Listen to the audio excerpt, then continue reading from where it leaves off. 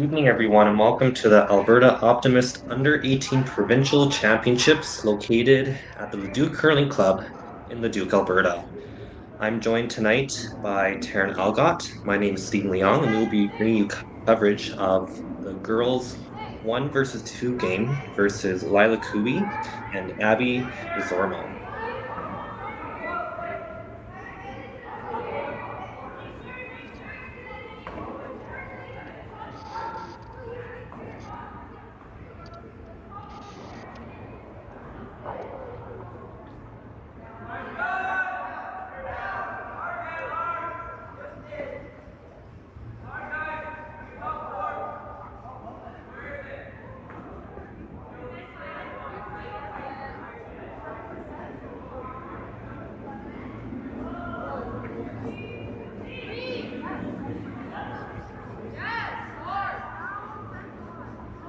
We have lead rock thrower for Team Koe, Rachel Sipka.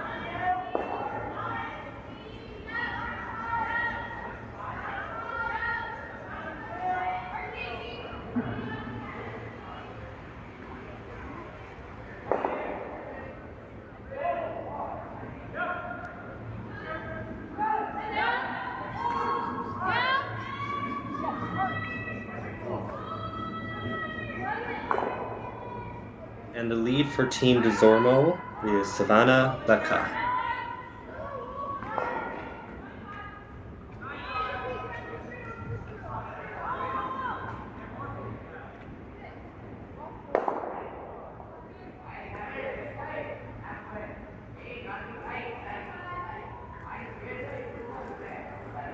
You're throwing it good, make sure you're throwing it.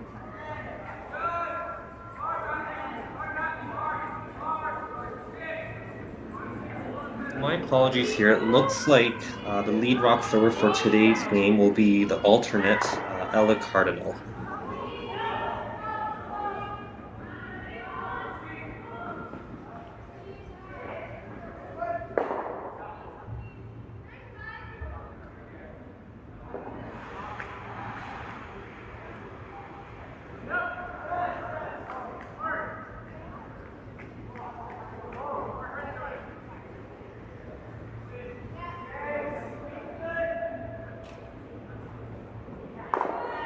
And second rock thrower for Team Desormeau is second Molly Whitbread.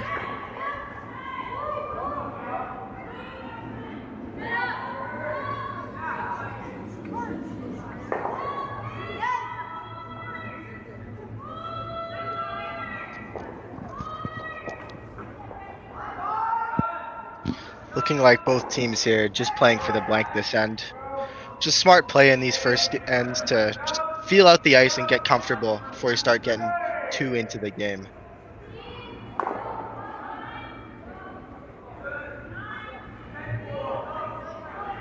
We have second rock thrower here for Team Koe, Casey Johnston. And so, Terren, I'll ask you this. It's a 1-2 game, so you know in the back of your mind that you have an extra life should you lose this game. But what is your mindset going into a 1 versus 2 game, would you say? Well, with the page playoff system this year, it definitely helps with some of the nerves that you're not out if you lose like in previous years. But everyone's got that final on their mind. You're going to go out there and play hard because you want to get in that gold medal match. You don't want to have to drop down and fight through the 2-3 game. Yeah, I agree for sure. If you can win this game and not leave it to chance the next game, I think that's the best bet.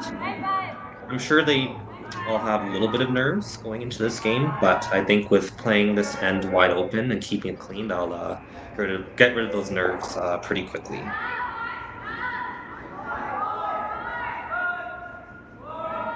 And as we see here for Team Koe, their third rock thrower is Claire Corneille.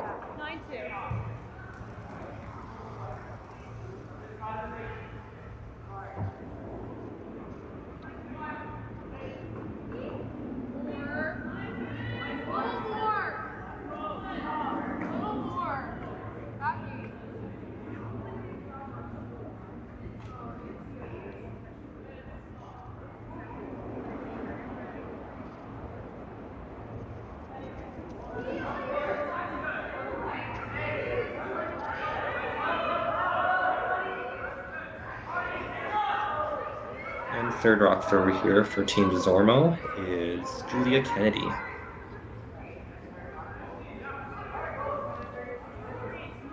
Actually, looks like for this game, Team Desormeau is opting to play their fifth as Molly Whitbread throwing the third stones. I believe we have Looks like you're right. Cameron Adams out there as well. So both teams, whether maybe there's a sickness or injury, opting to play their fifth for this game. Yeah, sorry about that. You're absolutely correct, Terren. Looks like they're both putting in their alternates.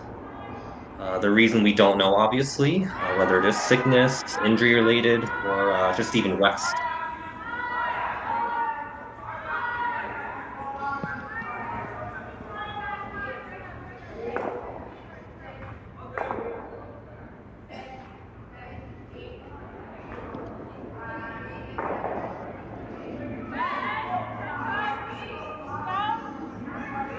Well, as I had mentioned earlier, this is the 1 versus 2 game in the new page playoff system for this year's Alberta Optimist Under-18 Provincial Championships. We do have one other girls matchup happening right now, and that is the 3 versus 4 page playoff game between Emma de Skiffert and Elena Yurko. The winner of that will play the loser of this game in the semifinal tomorrow morning.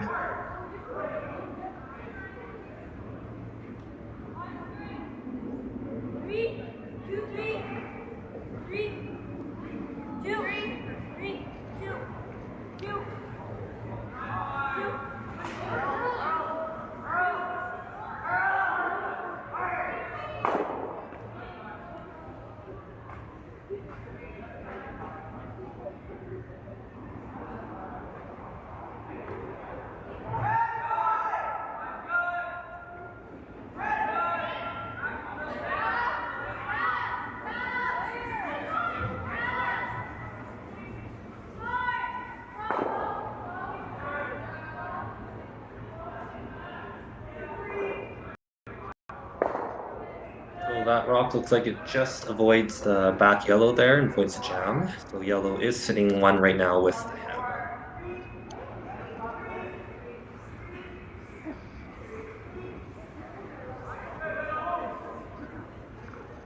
The coaches for both teams, for Team Koe is Atina Ford Johnston, and for Team Desormeau is Glenn Kennedy.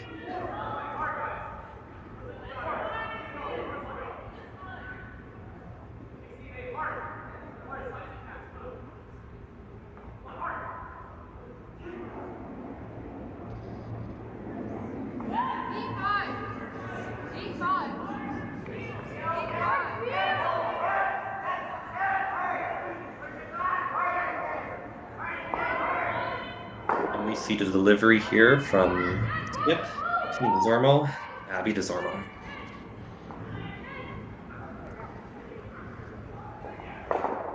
And she avoids the jam at the back, rolls back for back edge of the button, center line.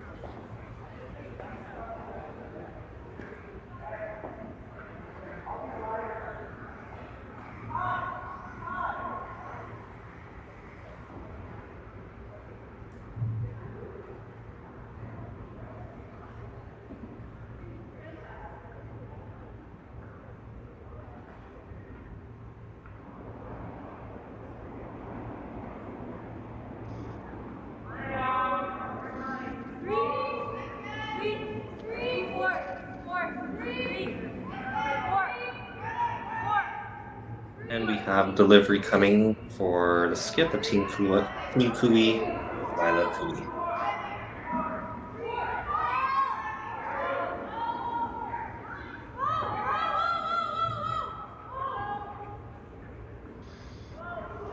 So Terren, I'll ask you this, with a wide open end happening here and with some of those throws, you're not really in the pregame practice practicing those hits.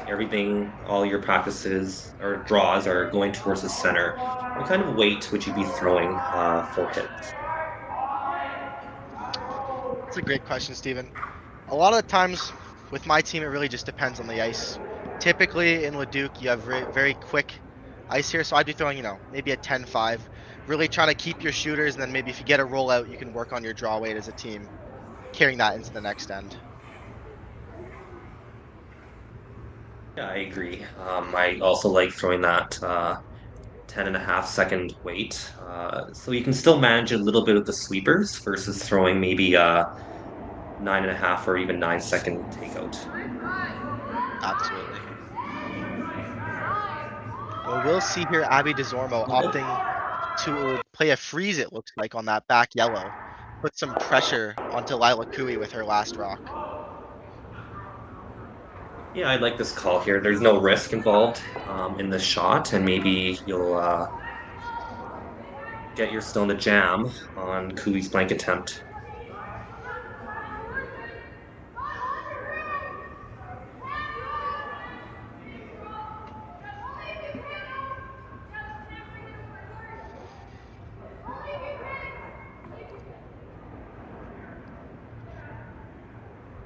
And that one looks like it just chaps off that back yellow stone, but a very good attempt early in this game, going down a brand new path.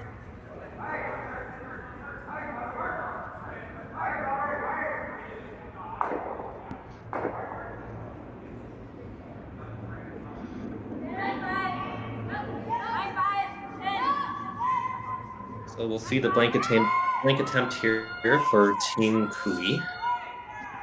Looks like they're going to be playing the out turn hit at this. Is this the turn that you'd be playing as well, Terren? I think so. With that Yellowstone being on the right side, just, even if you nose it, you take your one, not the worst. And this is easier to roll out as well for your blank. Absolutely the turn I'd be throwing.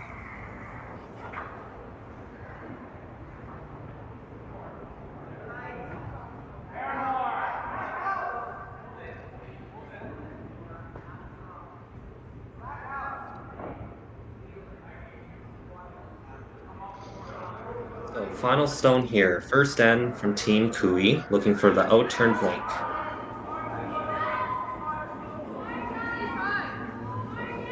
Looks like the sweepers are on it early here.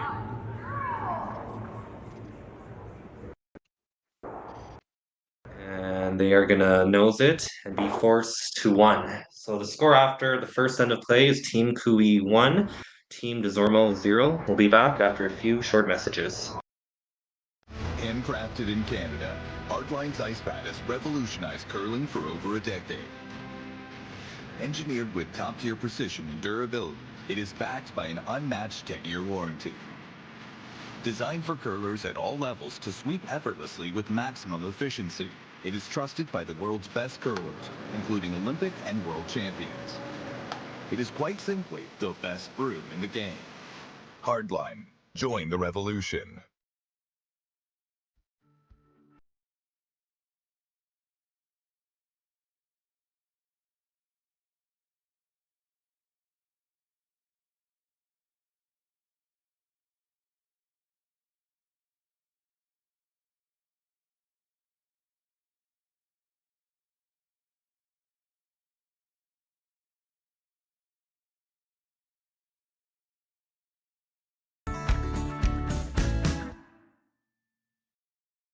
Curling Alberta's 50/50 supports grassroots curling with a jackpot of at least $100,000. I know! Brace yourself! Join us aged 18 plus in nurturing these future curling stars. Support grassroots curling with Curling Alberta.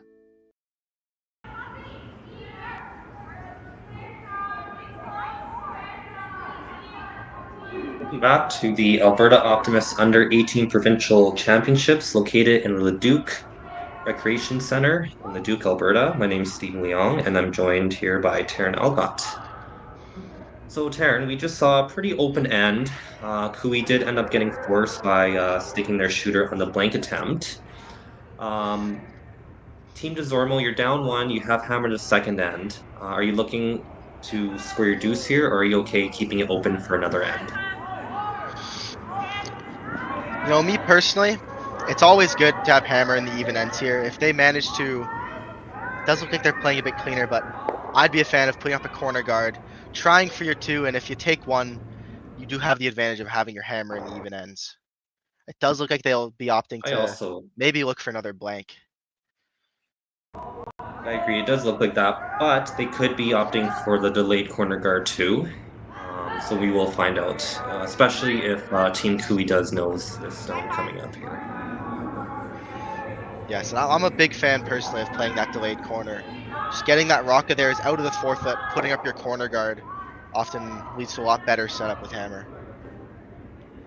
Yeah, I agree for sure. And it looks like that rock just flashes the red stone, the top edge of the 4. So Team Desormeau can either split the house or they can put up that delayed corner guard like we had just mentioned.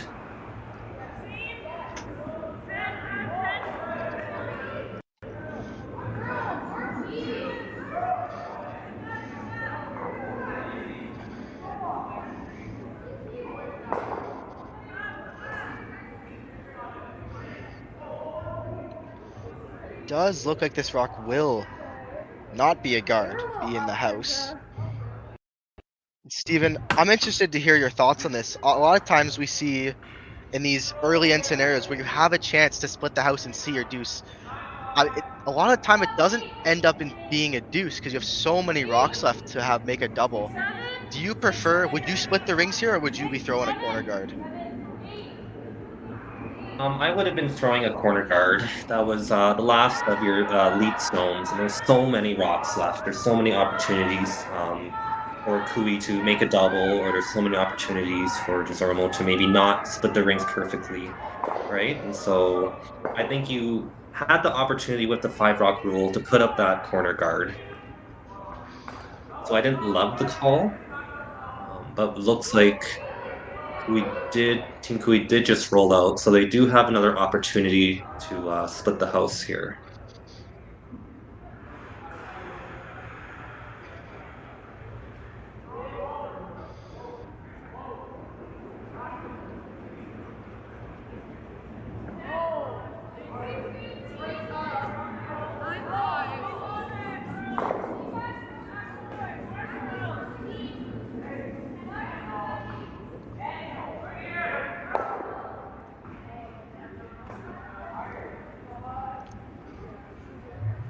This rock also slips into the rings, and it looks like they were calling for the draw, and that's... You couldn't have put that stone in a better spot there. That's perfectly split right, as Steven. far across the rings. Yeah. Yeah, I know it did go maybe a little deep of what they're calling, but with the other one being deep as well, there's absolutely no double there. It's quite a good setup for red here. It is, and Team Kui has to be careful not to roll out, as there isn't much wiggle room there to stick around as well.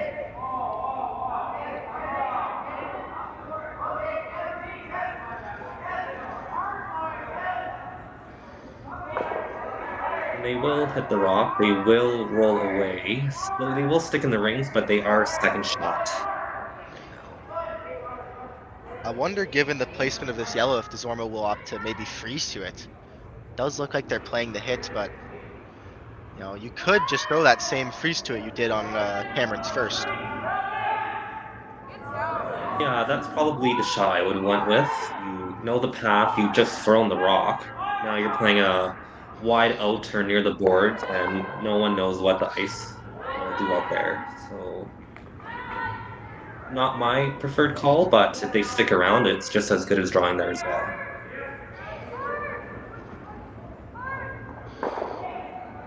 Great shot there. Beautiful hit there, Cameron stick Adams. around. That is textbook there.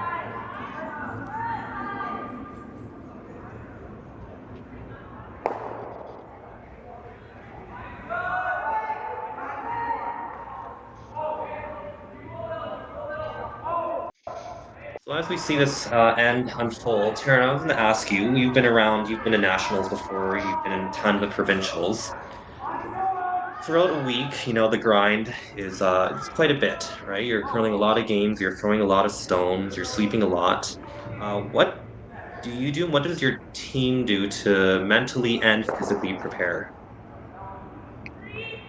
Yeah, these provincials, especially when you have the 8-team round robin, is a real grind. You know, being a front end player for most of my career, these are the games you really start to feel that burn sweeping, but I've always stressed the importance of stretching, before and after games to stay focused. And my team, we just love to, go over our goals pre-game and post-game to help us stay focused after these long weeks.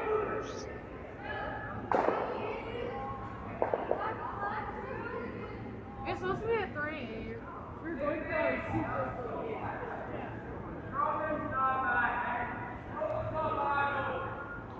Sweepers of Team Desormeau back right off the stone.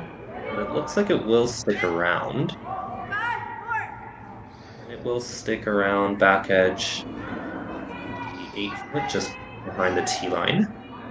There is a roll opportunity here for Team Koe and to even just group your stones. A double is quite hard, but if you can roll your shooter to the center line and group those 2 stones, there could be a double opportunity later on the end.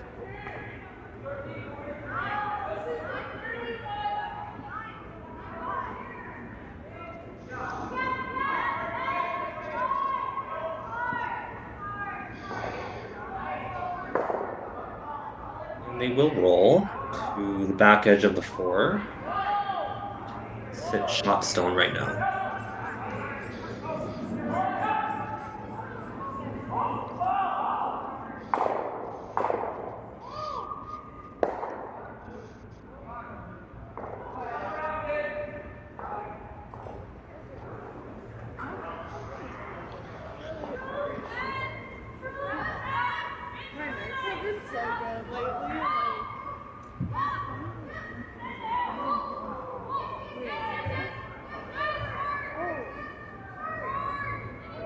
It looks like they will nose that yellow and sit the 2. It doesn't look like there's an easy double though. It looks pretty steep.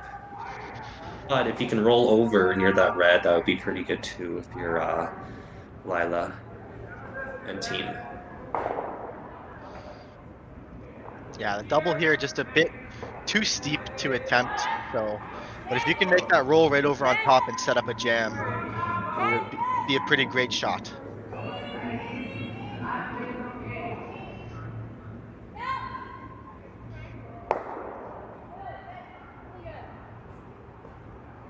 Would you ever consider Terren? I know we've seen all the out-turn hits so far, but would you ever be tempted to throw that in-turn hit to potentially make the double should you hit it a little bit too thin? That's definitely something to consider. I think with these hit and rolls, it really is up to preference whether you play them into the rock or across the face. And it looks like it's just it's like Team Koe likes to play their hit and rolls across the face as they're opting to play here.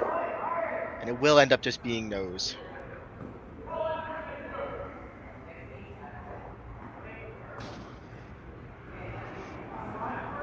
Yeah, so that was the first stone for team, or first of the skip stones for Team Koe there, as we see the first skip stone for Team Desormeau here. If your team Koe here, and there is no double opportunity after this stone, would you be okay? Would you be tempted just to nose or even try to make the double? And if you don't, giving up 2 is not the end of the world. I think if we see if Abby Desormeau manages to nose this stone and sit it right there, honestly, I feel like I'd be attempting the double, even if it's tough. Just to, as long as you make contact with that stone, you're giving up a deuce either way. If you nose it, it's still 2, so you might as well try.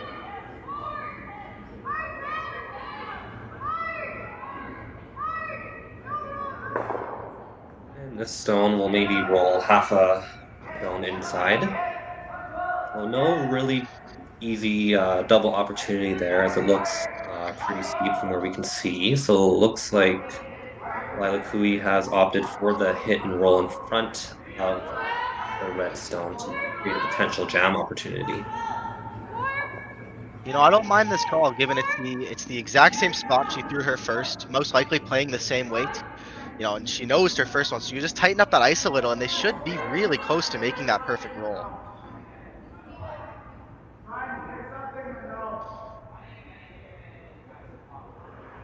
Yeah, I like that for sure too. just through that same out-turn draw like you had just mentioned, down the same path. So you know what it'll do. We'll find out here. Last stone for Team Kui here. And this one looks like it's tracking a little bit. And it will just get to nose. So Team Desormeau will have a open hit for their deuce in the second end.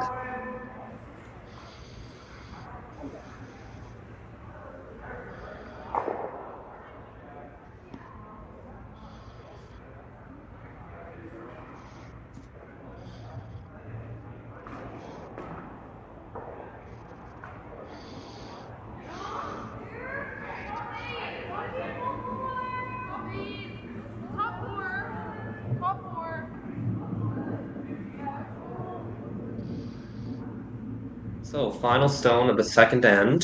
Team Desormeau looking for the out-turn hit and score their deuce.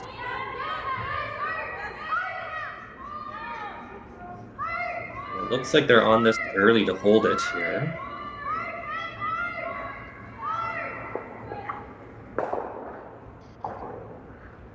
And a great And sweep they made there. no problem sticking around. Yes, that was a very good sweep. So after 2 ends of play, it's Team Desormeau up 2-1. We'll be back after a few short messages.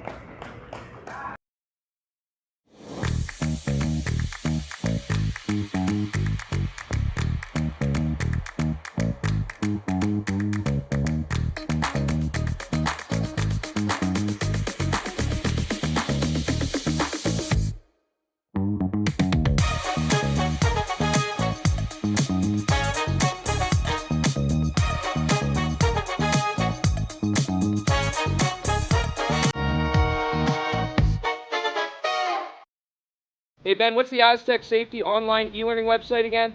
Yeah, that would be aztecsafety.com.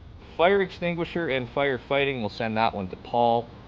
Ah, now here's a course I should probably take. Conflict resolution. Power line safety. Yeah, I thought it might help me with my line calls. Did you know this Aztec website has over 100 safety courses? Jeez. Aztec Safety online course. Ground disturbance. Could have used that a few seconds ago.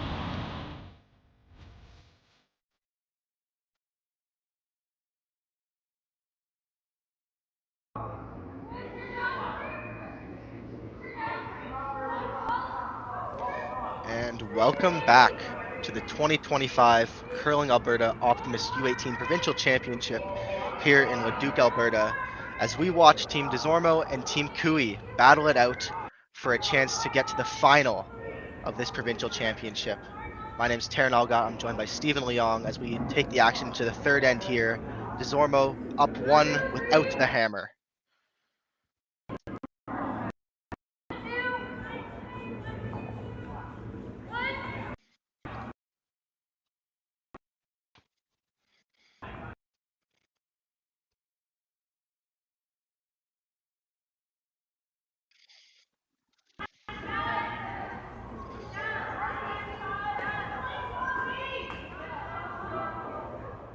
It looks like Team Kui here with this call is going for the blank end here on end number 3.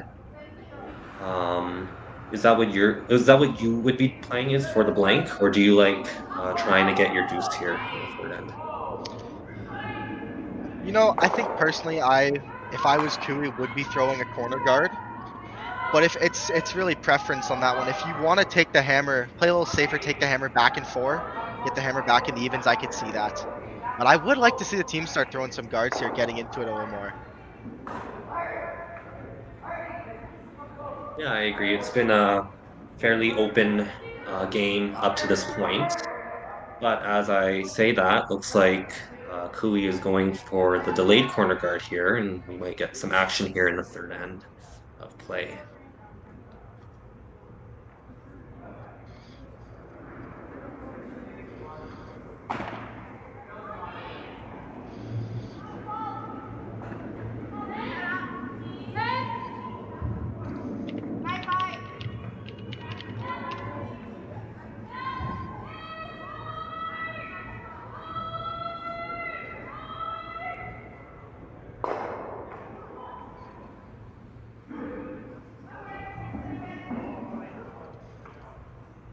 Just a little hot with that one. Looks like Steven, I think it's some really quick ice here in Leduc because we're seeing a lot of these teams missing on the heavier side with their draws here.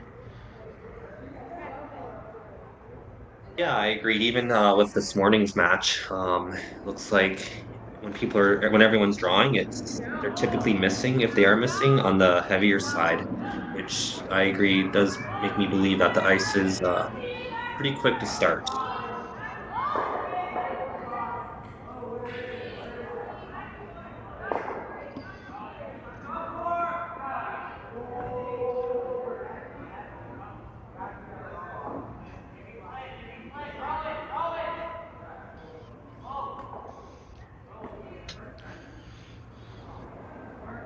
Another heavy draw there for Team Desormeau.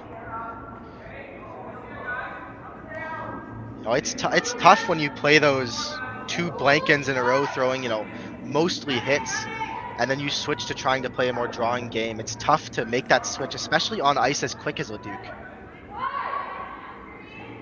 Yeah, I agree for sure. And I think this comes down to communication, right?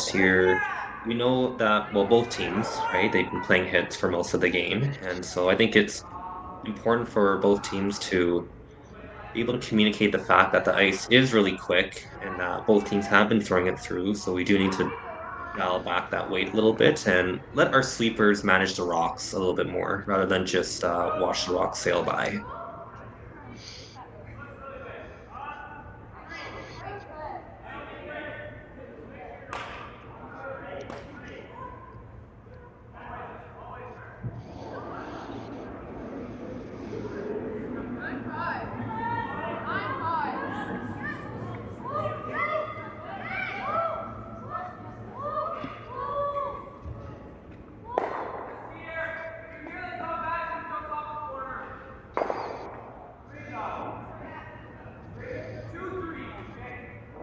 Just a little bit wide there on that takeout. And it actually will sit as a corner guard now out of the rings. So Team Koe with a chance to draw under and maybe set up for a deuce here in the third end.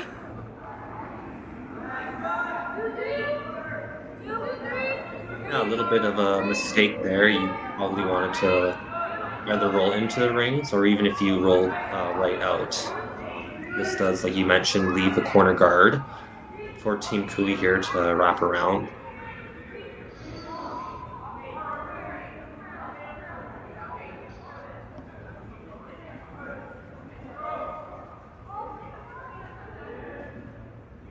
Come around will just come up a little light, but really not a bad miss there.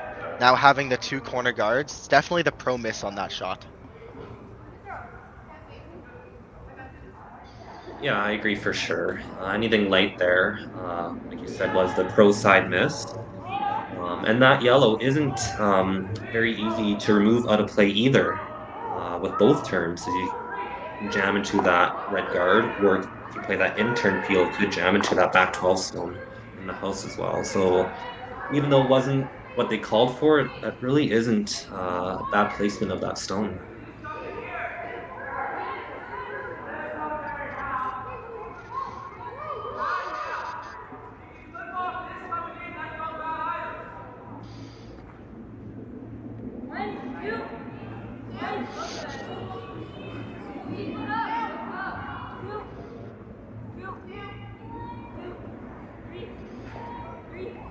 Some good rock placement there by Team Desormeau, putting up the guard just a little higher. And now it's really tough to get under that corner for Team Koe with how much it curls. They're almost choking it off there. So Team Koe will have to draw under the center now.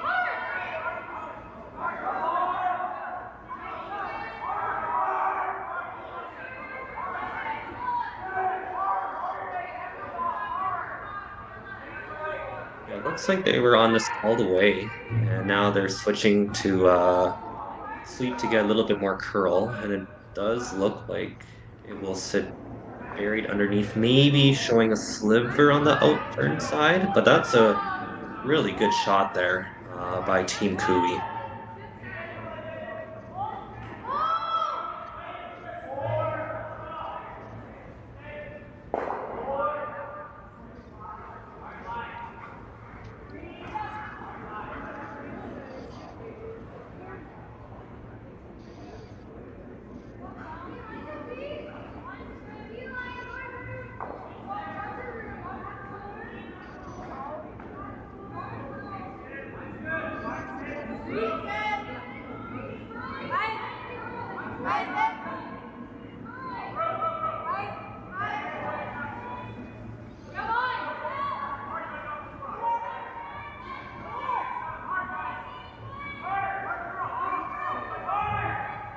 Wow, it's so close to perfect on that draw there. You just throw a foot less weight and they would be shot rock, top button frozen. So close on that one. Very close. But this does open the door for Team Kui here to sink another one right on top. They just threw the stone, so thrower knows what the weight is. The sweepers should have a really good feeling of what it will do with the rock traveling down. And Lila herself in the house should know how the rock will curl coming into the house. Sweepers are on it to curl. Get it by the corner. Sweeping it back to that red one. And it will stop full top four. Hard to tell who's shot here. It could be two yellow right now. Yeah, very close here. I would have to think, it looks like to me that yellow is sitting two, but it is, like you had mentioned, very close to tell who is second shot at this point.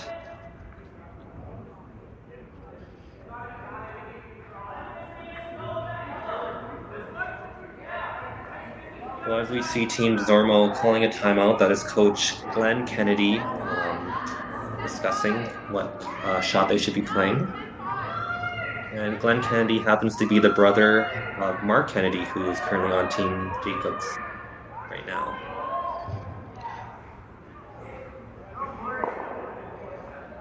Yeah, both these teams here have incredibly high-level coaches, with Team Kui being coached by Atina Ford Johnson, who just recently won the 2024 Seniors Championships, and Glenn Kennedy having multiple Brier appearances under his belt. Yes, these teams look like they're going to coach very well. Looks like they're very technically sound. Their deliveries, their sweeping, and even their communication as well.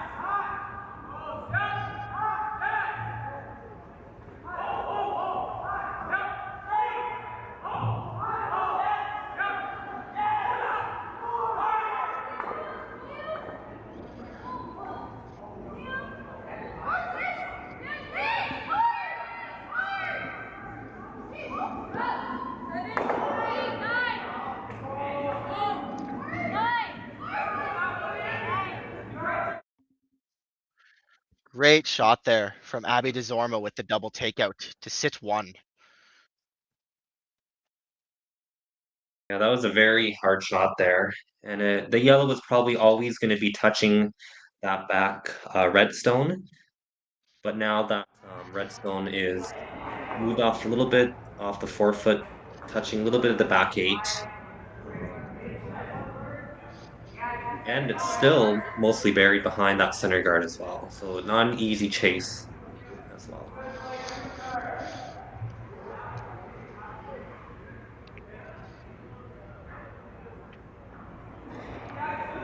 As Tina Ford Johnson is talking to her team about what to do here, what would you be playing with your skips first rock here in the third end?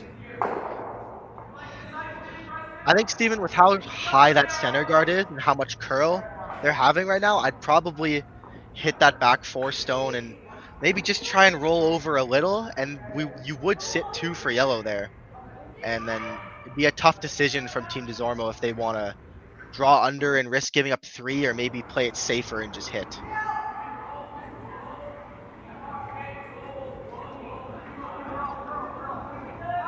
Yeah, I agree with that. Like, I think you definitely want to be sitting two after this shot here.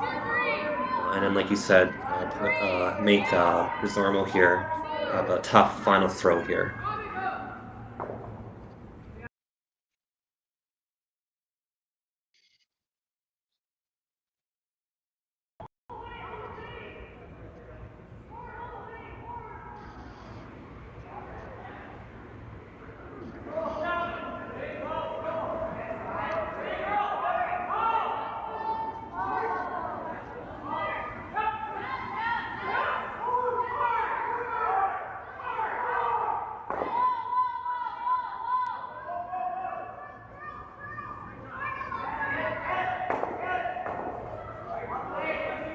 Lila Koe will end up touching both red stones, now sitting 2 here in the third end. Yeah, that was a great shot here as we see in our replay. Um, Outside sweeper, which I love a lot, is communicating with the person in the house, and then you have the inside sweeper with their heads down all the way. And great weight control too. You didn't need to whip that a lot, and looked like they only played like a hack weight, maybe bumper weight. That was a great team shot there by Team Kui.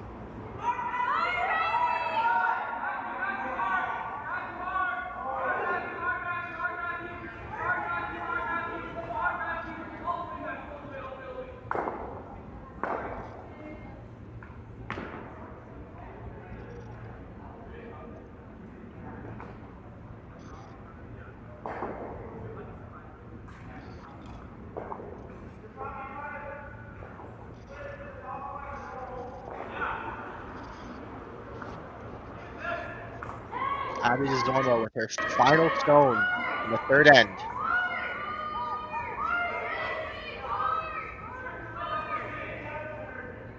Sorry, Terren. Looks like there is one more stone to come here at the end, but that was the final stone for Team Desormeau in the third end.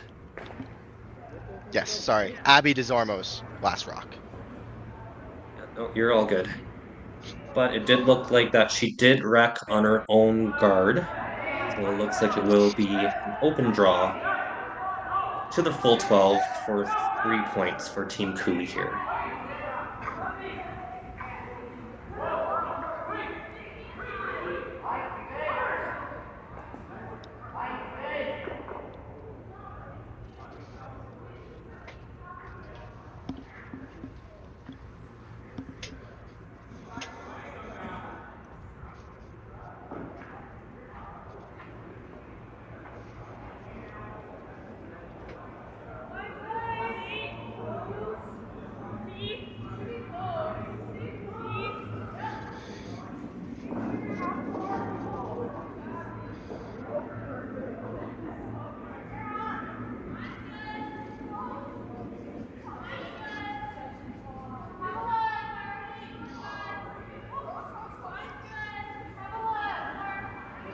So this is the final stone of the third end by Team Kui, looking for a full piece of the 12 here.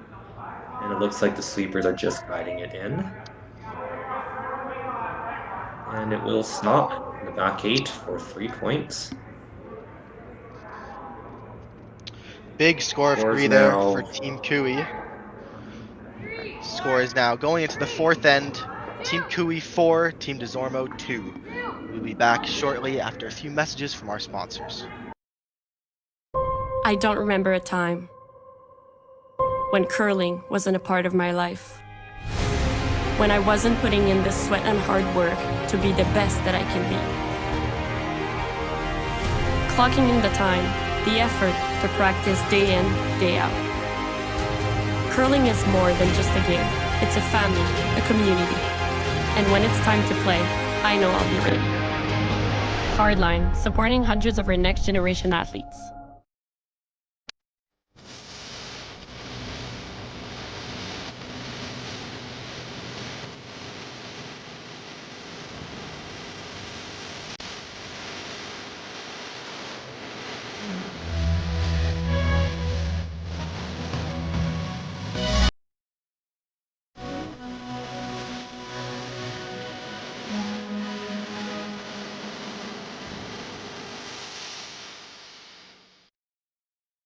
So you're a pizza person, but you're married to a wing person, and your kids are salad people? You can't pick your fam, but with over 50 menu items to choose from, you can make them all happy.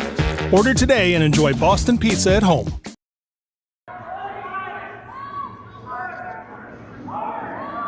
And welcome back to the 2025 Alberta Optimist Under-18 Provincial Championships. I'm joined by Terren Algot. My name is Stephen Leong, and we're here in the fourth end. Team Kui up 4-2 with Team Desormeau having the hammer.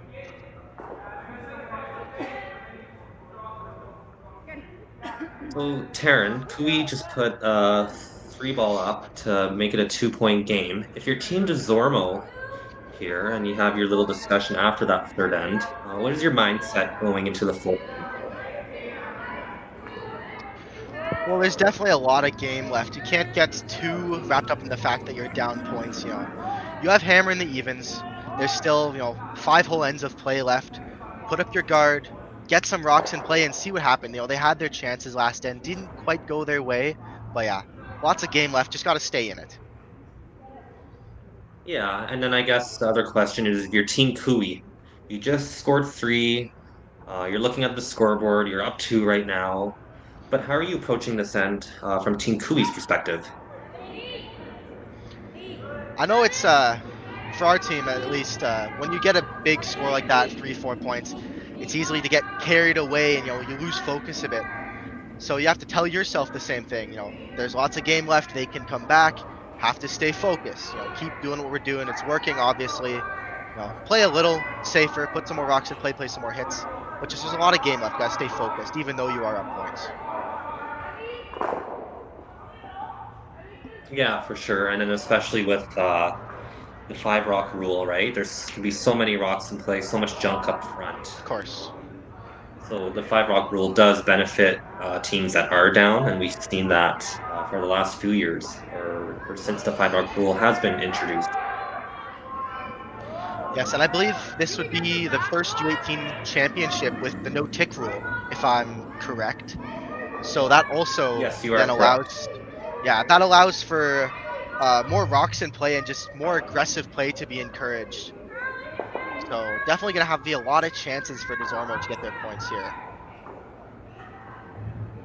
Absolutely. As we see the team Desormeau Stone get maybe a quarter to a third buried under that corner guard, but it does look like Team Kui is going to ignore it right now and try to draw behind their center guard, just off the center guard.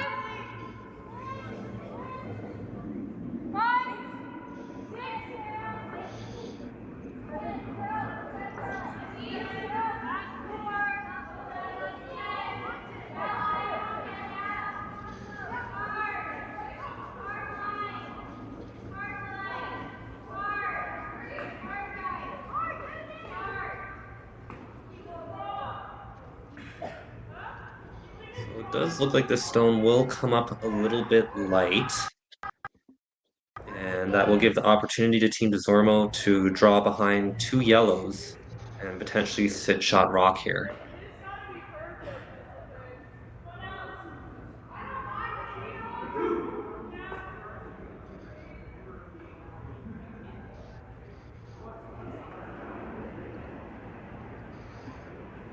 One thing I noticed too, Terren, and I'm interested in your opinion here, is we can see behind Coach Glenn Kennedy that there are time clocks, and all the teams this week have been timed, as this is provincial championship. When you're curling on the ice, you're probably not trying to pay too much attention to the time that your team has left.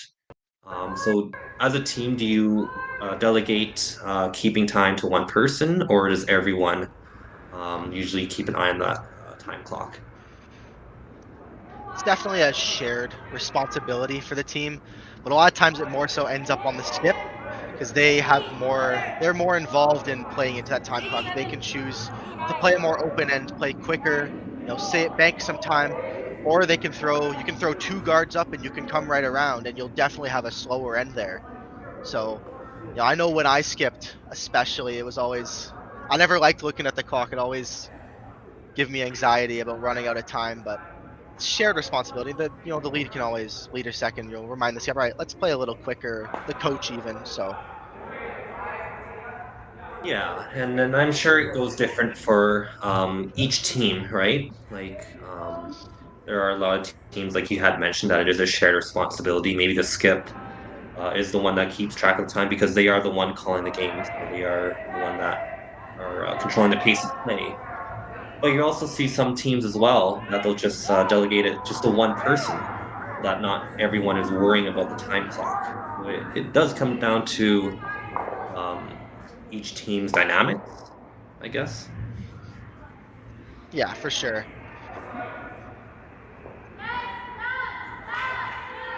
Team Koe will opt for the peel attempt here, trying to clear some of those corner guards.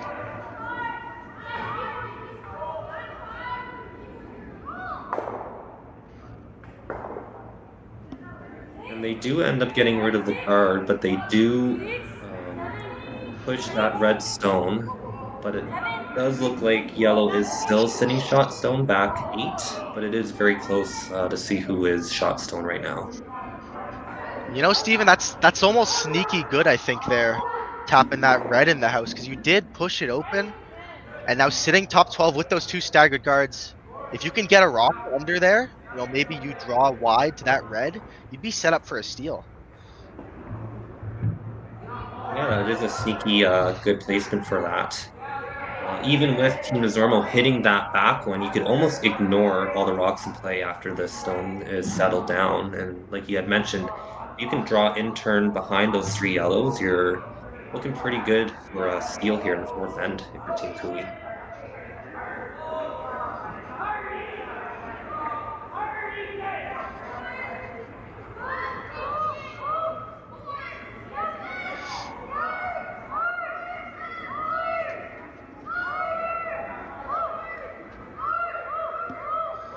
And they will just get by the yellows there. And they'll actually roll inside underneath those yellows back 8.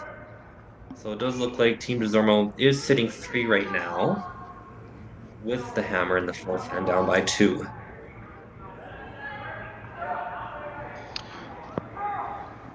So Steven, what do you think here? Would you be trying to blast, make some kind of double, clear some rocks away?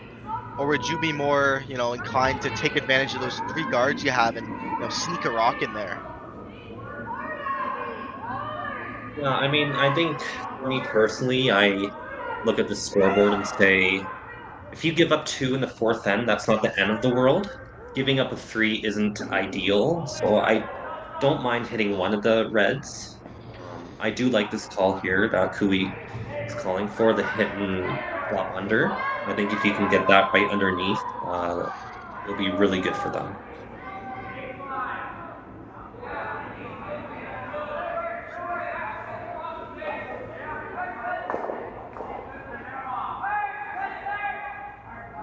And it looks like they do make the double.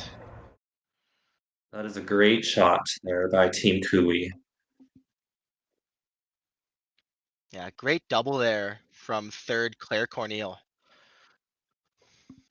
And they do also, the big thing there is they do also stick around their shooter to sit shot stone as well. So Team Desormeau does have to deal with that yellow stone sitting out in the edge of the 12 there.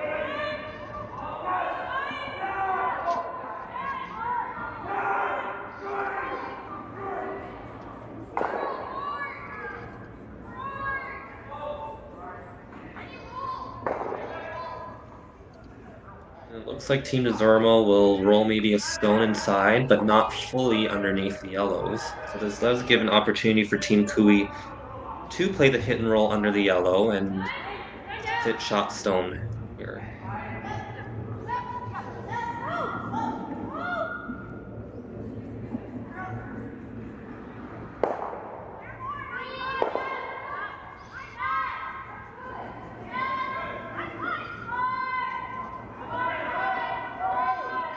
They're going at this early here, trying to get it by their own yellow, and they will just squeak by.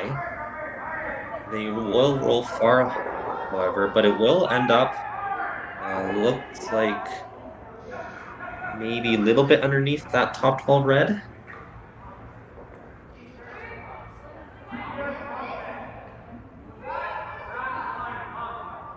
So not a bad result there for Team Koe. Does make this shot for Team Desormeau a little bit tricky here.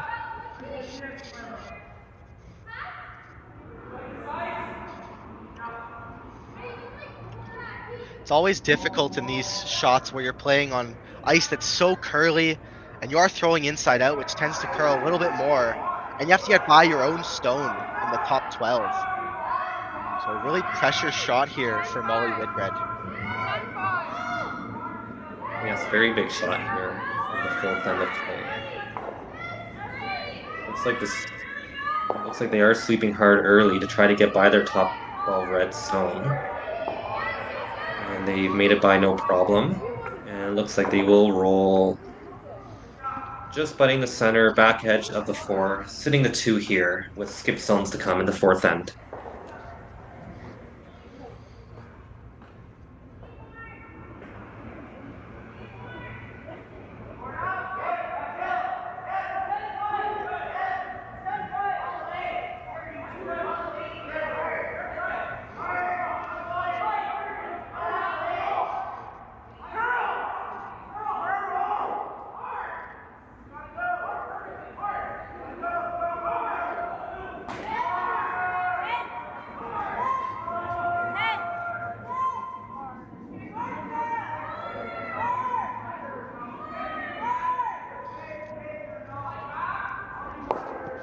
So Terren, where are you trying to roll your shooter here if your team Koe?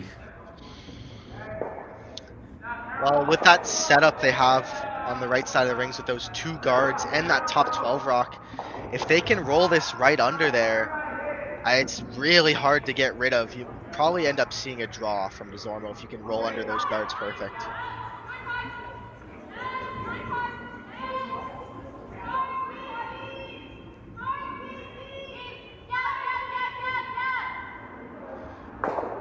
It looks like they will hit the red rock, but it is going to roll just out of the rings. So Team Desormeau is sitting shot stone top 12. And it looks like they are going to be playing the intern draw behind the 3 yellows, as we see on the right side of the sheet.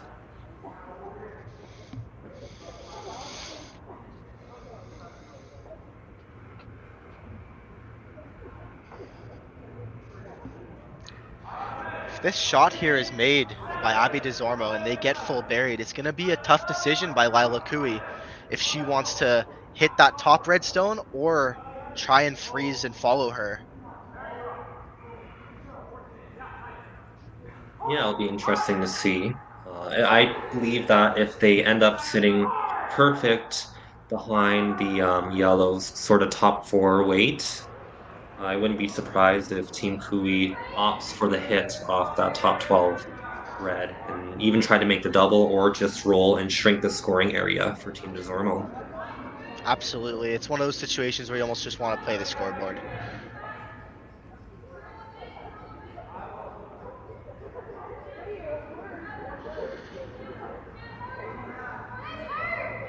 Sweeping hard to get it buried.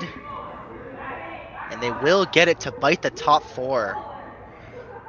Looks like it might just be a piece open, but it looks like they are opting to hit that side red rock. That was a great team shot there by Team Desormeau.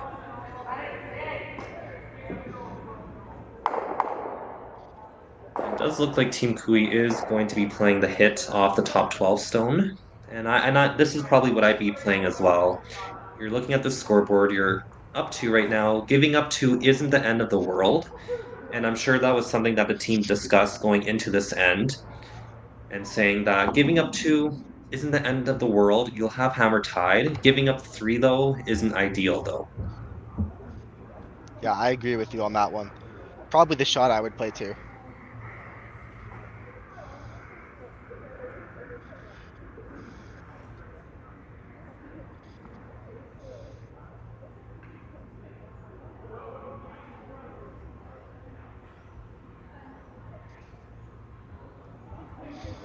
So it did look like Lila Koe did opt for the hit and roll and sit on top of the buried redstone. So this is the final rock for Team Koe here in the 4th end, looking for the hit and roll.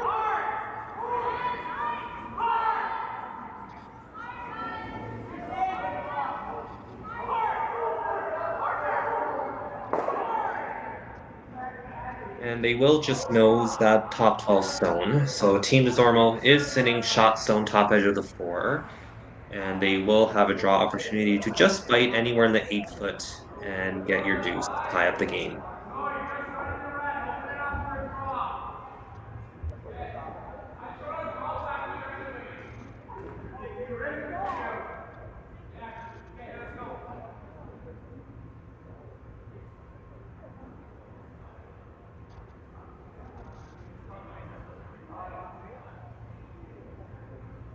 So, final stone, fourth end. Abby Desormeau looking for a draw to score two and even up the score.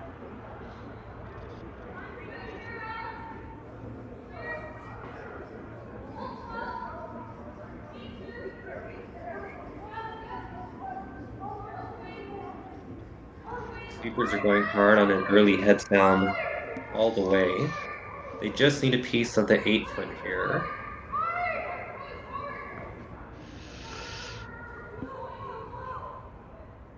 And they just get enough, just nibbling top edge of the 8-foot. That will be a count of 2 for Team Desormeau. And we're all tied up 4-4 after 4 ends of play. This is the fourth end break, and we will be back after these commercials.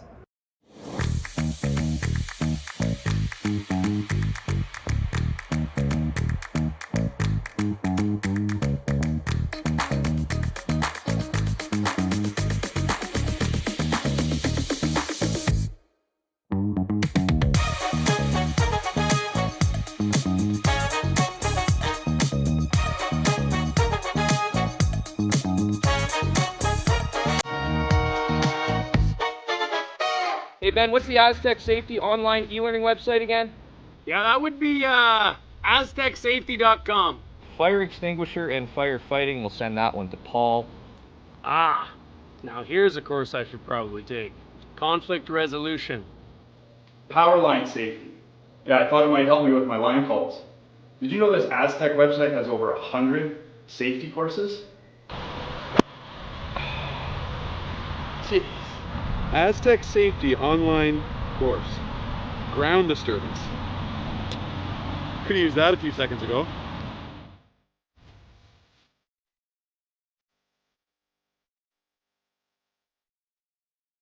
For over 20 years, the Sandra Schmirler Foundation has granted more than $9 million to hospitals across Canada for life-saving equipment for premature and critically ill babies. In the past 4 years alone, $4 million has been granted thanks to the curling community's incredible generosity. The need continues year-round, and with your help, we can ensure every baby has the chance to grow up and become a champion, just like Sandra.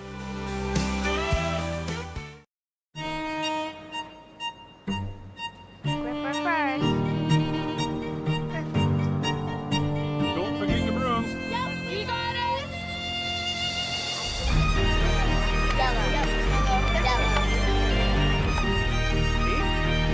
Come on up.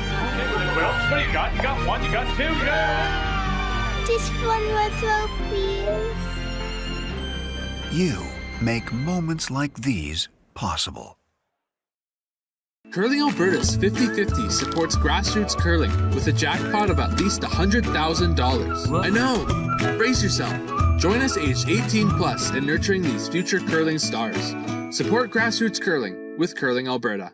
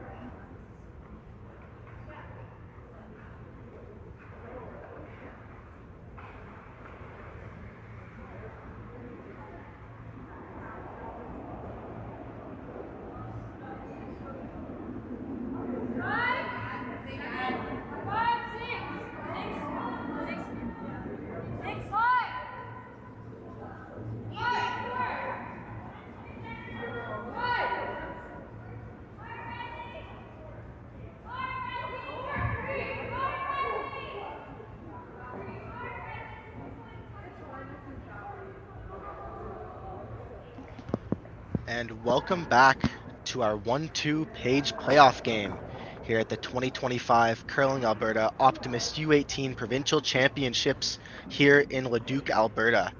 I'm Terren Algot. I'm joined here by Stephen Leong as we rejoin the action in the fifth end, all tied up 4-4 between Koe and Desormeau. Koe having the hammer. Wouldn't be surprised Looks if like we we're see going to have some a more. great. Wouldn't be surprised if we see some more Sorry, go ahead, aggressive Terren. play here in the second half, as both teams are getting more comfortable with the ice, having played some draws last end. Wouldn't be surprised if we see a center guard and a corner guard here. Yeah, I was just going to say it's going to be a really good second half of the game, and just going off you, both teams did seem like they are more comfortable with the ice, so it looks like we are going to get some more aggressive style of play here by both teams. There is one other match going on right now, and that is the page 3 versus 4 game. And it is Team Elena Yurko up 4-1 over Emma de Skiffert. That game is in the fifth end as well, with Emma de Skiffert having the hammer.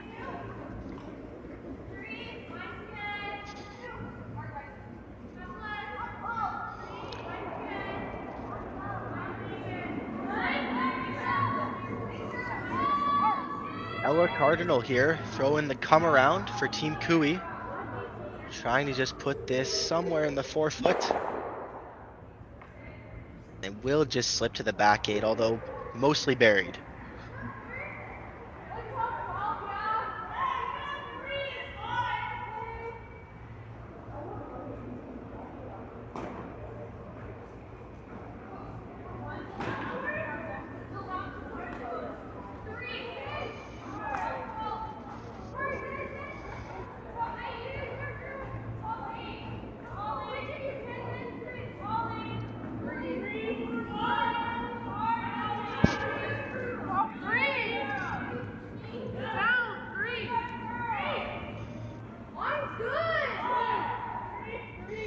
That rock coming to rest just a little bit wide there, fully open.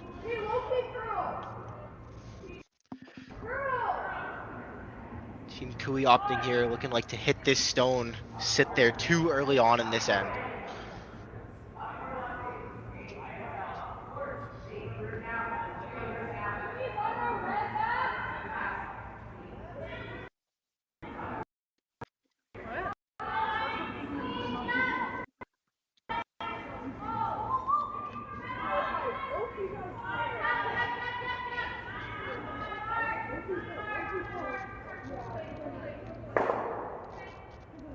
And they will make the hit and stick their shooter, rolling just about a rock to the right side of the ring. Pretty difficult to get rid of these stones here. Looking like they're just going to try and hit and roll to the center line under their guard. I agree with the call. Yeah, I like this call too. I think it's good to get one of those yellows out right now. And if you can roll, as we see, two on top of the yellow there, it would be a hard rock to get out.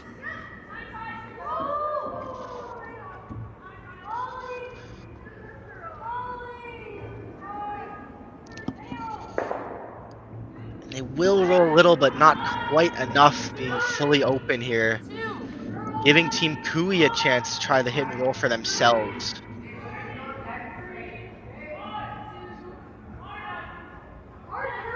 Yeah, so Terren, I'll ask you this. Both teams tied at 4 in the fourth end break. You have those 5 minutes there to refuel the rest up. But what would you guys be talking about as a team and even as the coach? Like, what is the mindset going to the second half of the game? What is the message being brought from both coaches?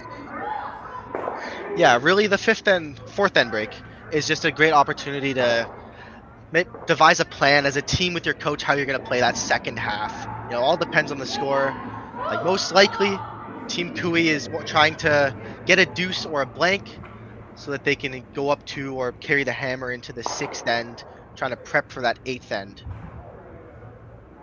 Oh, and Looks it like we have looks a like there's technical a timeout here. technical timeout. Yeah, I didn't see what happened out on the ice. So I'm not sure what they're looking at over there.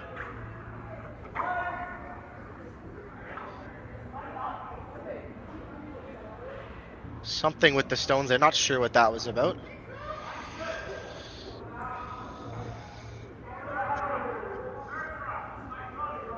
No harm done though, and play will resume right away here.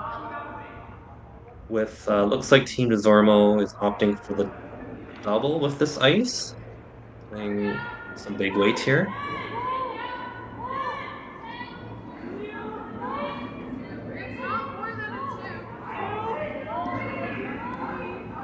My mistake. Looks like they're going to be playing the hit and roll underneath.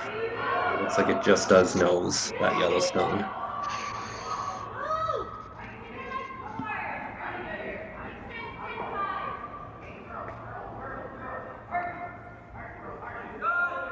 Lila Koe here calling the 10-5 hit, so like a control weight. Playing a bit of a softer weight just to try and get more curl. Make sure you get that roll under. Really don't want to run wide here and risk a jam.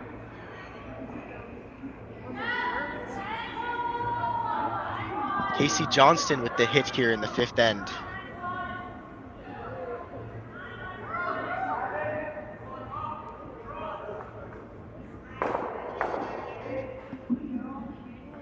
That stone just running a little wide, but they do get rid of both stones, so avoiding the total jam. No, not the worst outcome from that shot. It was a great job of clearing up the center as well.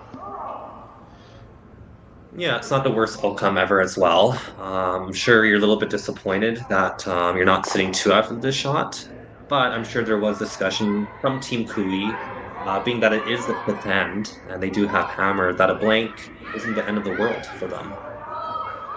Absolutely. Blank is a fantastic outcome here for Team Koe. If they can take the hammer into the 6th end, try and score, and then hopefully they'll have hammer in the 8th.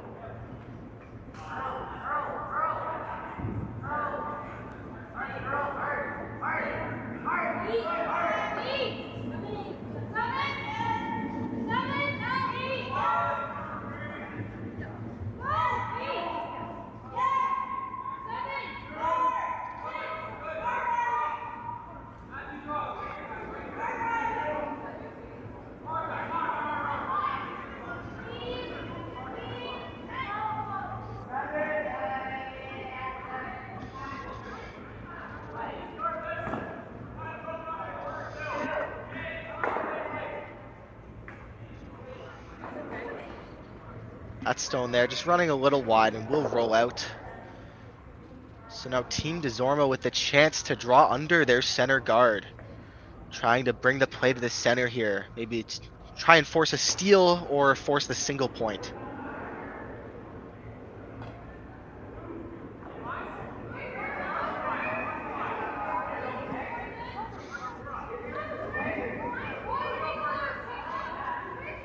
They manage to get the stone fully buried under their center. I wouldn't be surprised if Team Koe opts for the peel to keep the front wide open and at least guarantee a pretty easy single.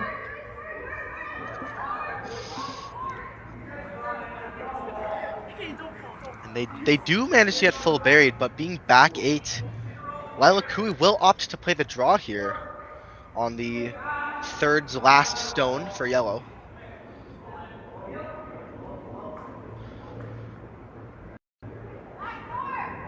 Third, Claire Cornell here for Team Lila Koe, throwing the draw around, trying to get shot stone.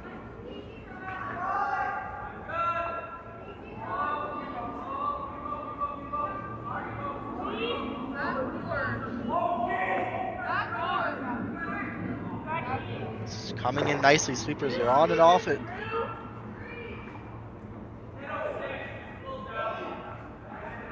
Great draw there, sitting back for shot stone. Leaving the chance though for Abby Desormeau to freeze on it, being back 4. She can make this freeze sitting button. She'll be set up pretty well.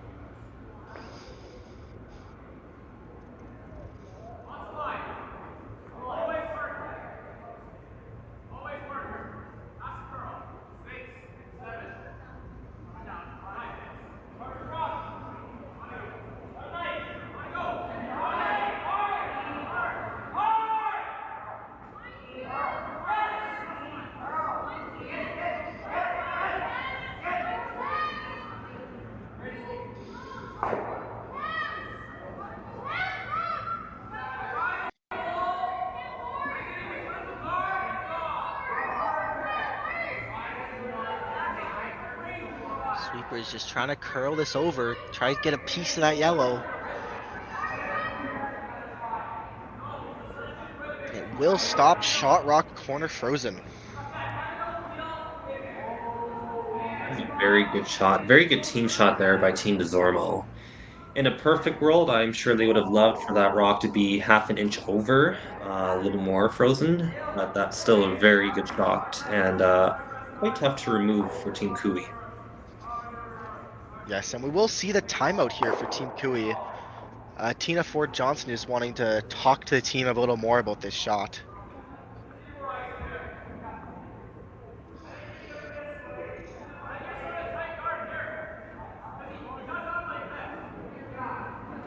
So, Terren, I'll ask you with the under 18 field here for Curling Alberta, been implemented for a few years now, where every end there is a coach interaction or a timeout. What are your thoughts on these coach interactions? Oh, I think it's great at the junior level, just to help them more develop as players. Instead of for men's and women's, you have to speak with your coach, only at the fourth end break. But instead, these juniors, they get that feedback every single end, and it just helps them develop as curlers. I'm a big fan of it. Yeah, I would have to agree myself. Even when I was in juniors myself, I think it was really helpful to have your coach put their 2 cents in. Maybe if you were making a wrong call, or just for the coach to confirm that your call is the right shot to be played. So I love how Curling Alberta is using these coach interactions, and I'm pretty sure that most of these athletes are big fans of them as well.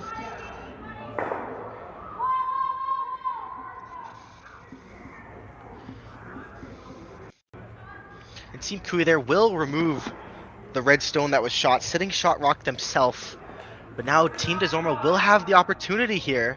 If they can get rid of that stone and just roll under with like a softer weight, they'll sit there too, and it'll be tough for Team Koe to score if that shot's made.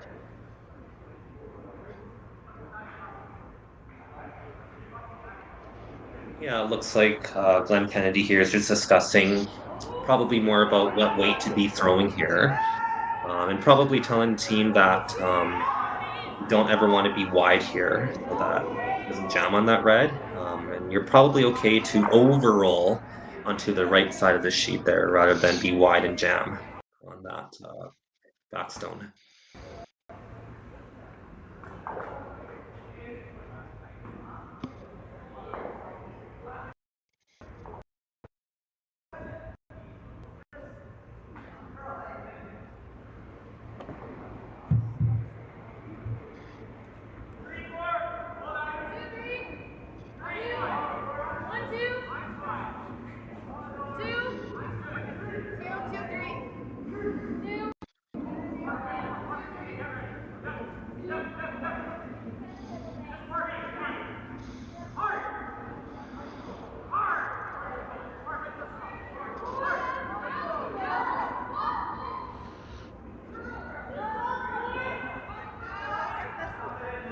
Sweeping it hard, try and get it to curl. Trying to cross the face of this stone.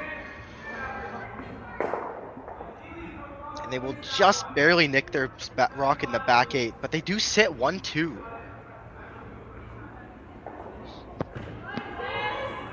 That was a great sweep there to curl that up. Not let that rock jam on the back stone there. No, it does look like they will. Sorry, I was just going to say, it looks like they will be forced, as the double looks like you're always rolling out in order to make the double. Yeah, Steve, I was just going to say, I was wondering if they were maybe looking at the double takeout there. I think, obviously it's an incredibly difficult shot, but with softer takeout weight, I think it might be there. But obviously a smart decision from them to, I believe they're just playing the nose hit for their 1.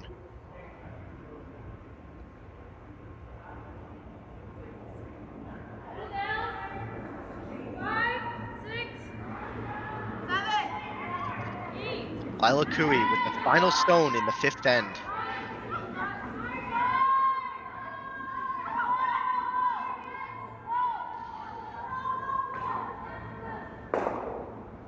she will nose the redstone in the top 4. So a score of 1 point for Team Koe here in the 5th. So Team Koe going after 5 ends of play, up 5 points to 4. We will be back shortly with the 6th end in just a few moments. Handcrafted in Canada, Artline's ice pad has revolutionized curling for over a decade. Engineered with top-tier precision and durability, it is backed by an unmatched 10-year warranty. Designed for curlers at all levels to sweep effortlessly with maximum efficiency, it is trusted by the world's best curlers, including Olympic and world champions. It is quite simply the best brew in the game. Hardline. Join the revolution.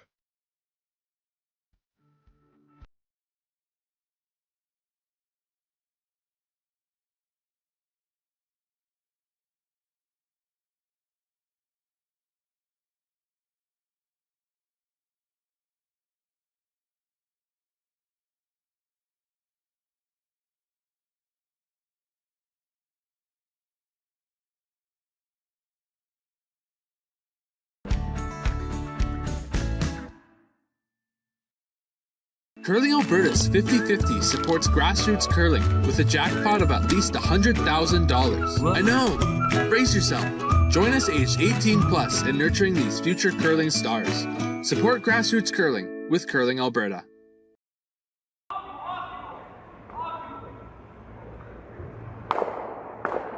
Welcome back to the 2025 Alberta Optimist Under-18 Provincial Championships. My name is Stephen Leong, and I'm joined here tonight by Terren Algot.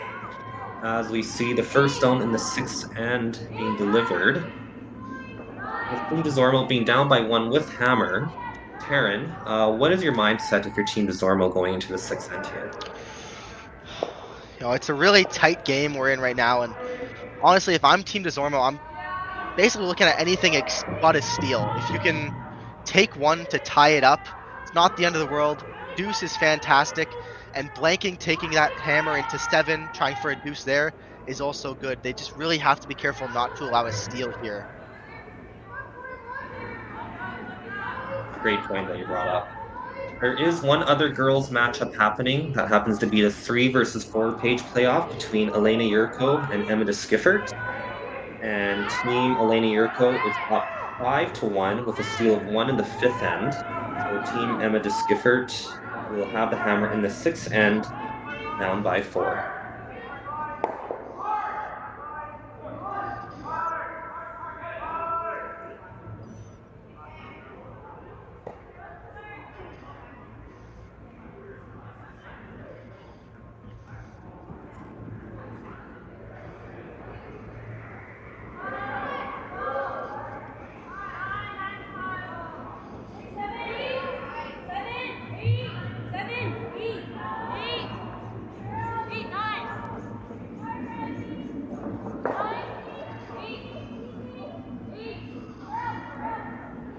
So that yellow stone from Team Koe will sit around back edge of the 12.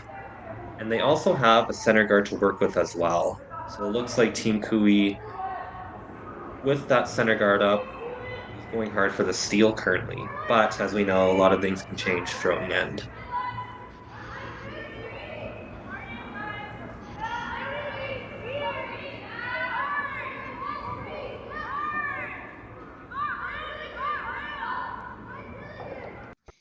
Team Desormeau do opt to play the come around here. Yeah, I personally am a fan of throwing the corner guard in these scenarios, but it is come down to preference. If you can put a lot of pressure on coming around those center guards if you make it, but at the same time they do risk playing with a little bit of extra junk, you know, maybe higher risk of giving up a steal. Yeah, I agree. That stone does hit top 12, but it does look like Team Koe is still sitting shot stone back 12, as we see Coach Tina Ford Johnston call a timeout here.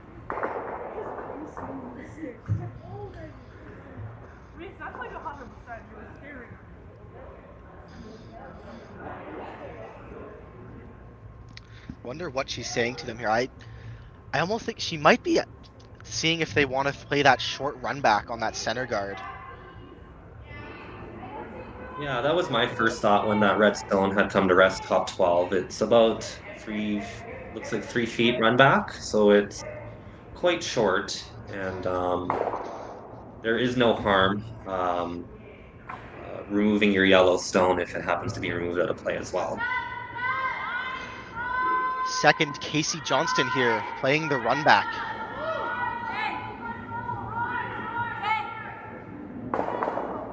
She will eliminate that red stone. Excellent shot there. Yeah, that was a great shot there.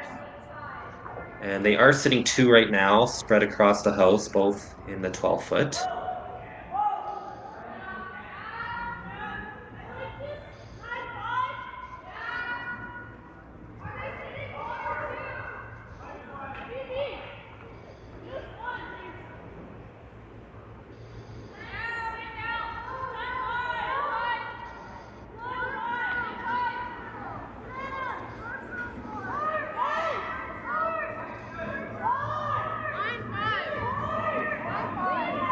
And the stone will just curl up enough to sit top edge of the 12, but it is still Team Koe's sitting shot stone here in the 6th end.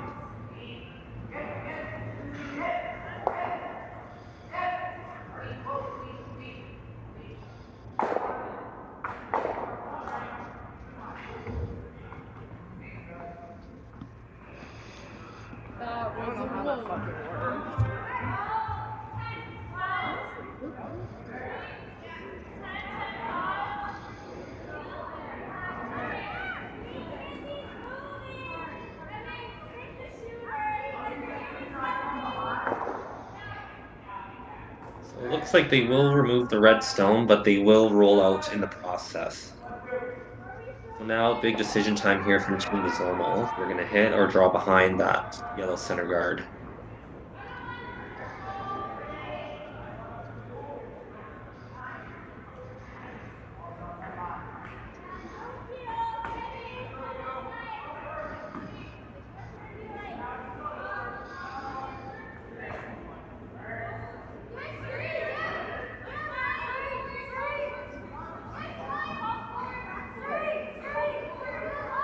It does look like they're opting to come around that yellow center. Do you like this call, Terren? At this point in the end, I do. I think they probably should have thrown a corner guard earlier on, still during the free guard zone. But now that we're at seconds last for Desormeau, I think that was. I do like coming around the center guard.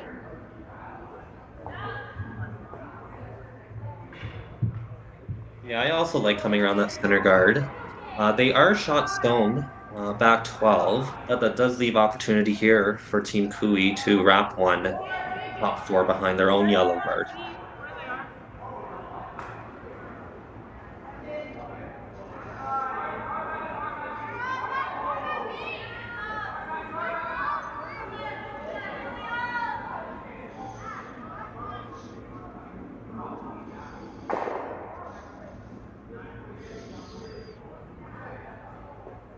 Sweepers are right off this one, looking a little bit hot.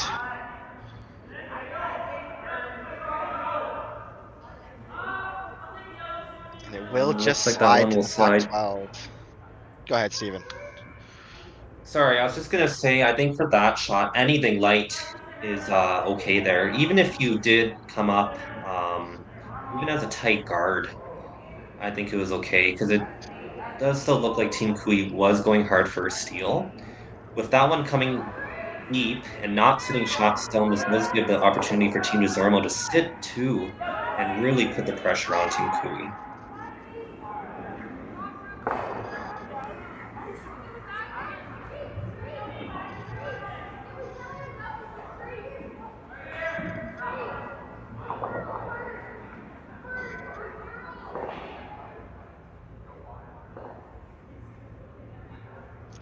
Team Desormeau does draw in nicely to sit there too. That rock sitting just biting the top of the 4. Lila Koe lining up the double here. What do you think, Steven? Would you be playing the double or maybe just trying to roll under your guard here? Yeah, that's a good question. It's kind of hard to see from the angles here, but I wouldn't mind trying to play the double, especially with Desormeau sitting two here late in the end. I think it's definitely important to get rid of one, and if you can get rid of both reds, that's a bonus as well.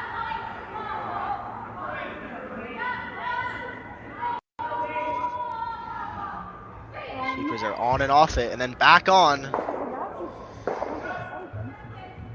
They will drive it on their own and roll it out. Well, they've rolled over a little bit, so it's hard to tell if you could roll under. Looks like they are That's a opting for sneaky freeze. shot there. And we do see that Coach Glenn Kennedy has called the timeout.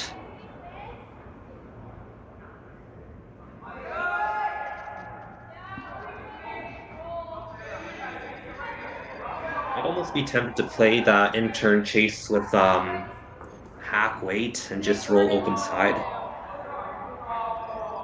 And sit your two, because it does look like Team Desormeau is sitting second shot right now, back 12.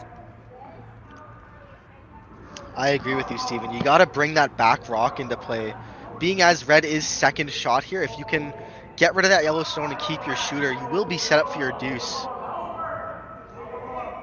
It looks like that is what they're opting to try, to roll over to that wing. Maybe even, you know, using that yellow stone as a bit of backing if Team Koe were to try and hit it.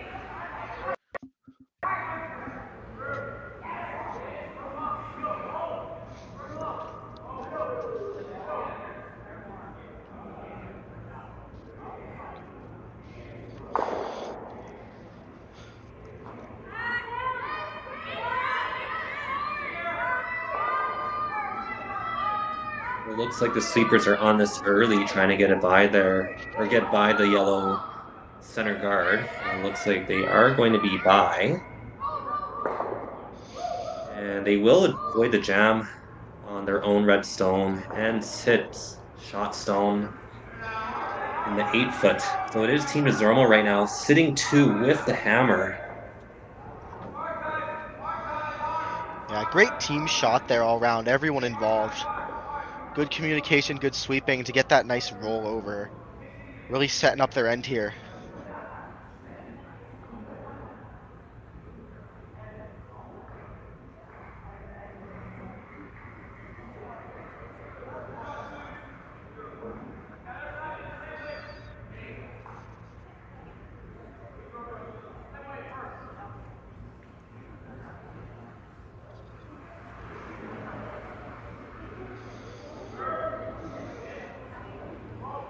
So it looks like Team Kui here is going to hit that top 8 stone. They do have to be careful, though, if they do want to roll towards the center, not to jam on their own yellow there.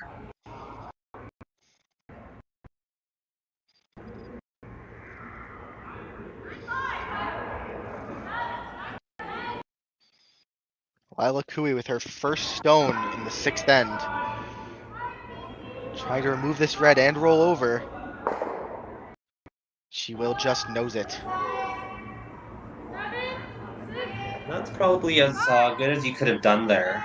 Any sort of roll towards the center looked like it was going to jam on that yellow.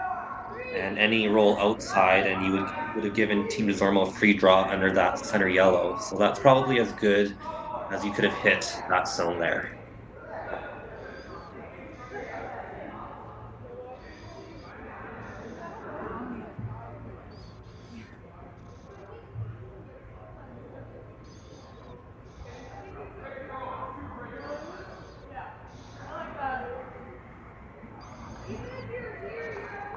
Well, you do have to be careful here if you're Team Desormeau to not jam that yellow on the other back 12 yellow.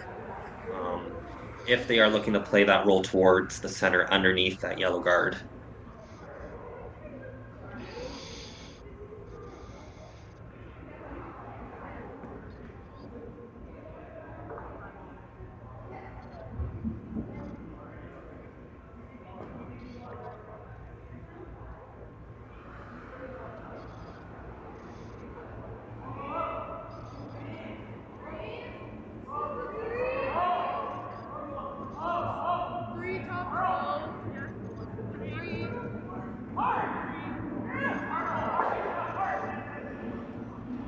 So first rock for Abby Desormeau here in the 6N, and she does have hammer down by 1.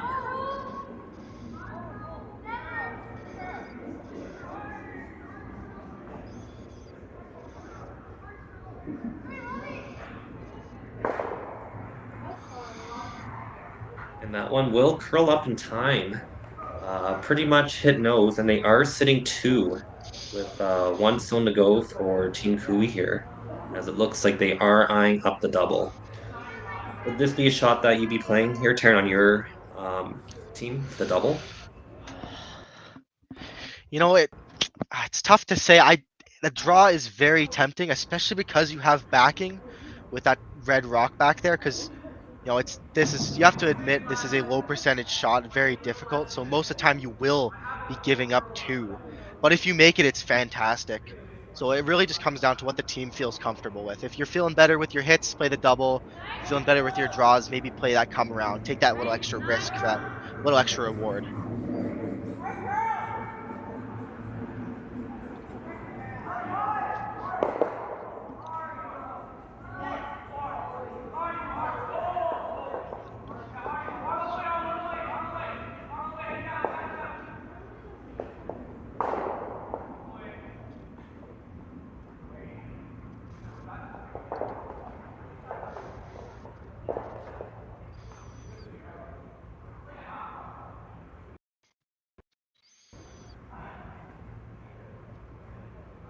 Final stone, 6-hand, Team Kui. Oh, sorry, this is not final stone. Final stone for Team Kui, but Desormeau does have hammer. But Team Kui is opting for the double here.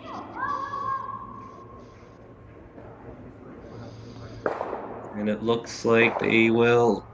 Oh, and very unfortunate, so it does jam on that back red stone. But a great attempt nonetheless, though, by Lila Koe.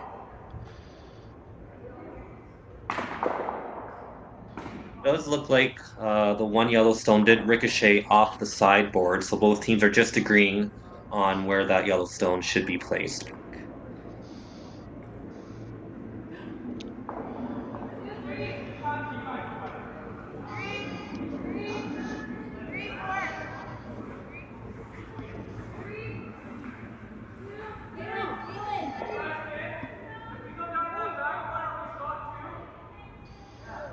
So this will be an open draw to touch anywhere in the 8th that it looks like for Team Desormeau and get their 2.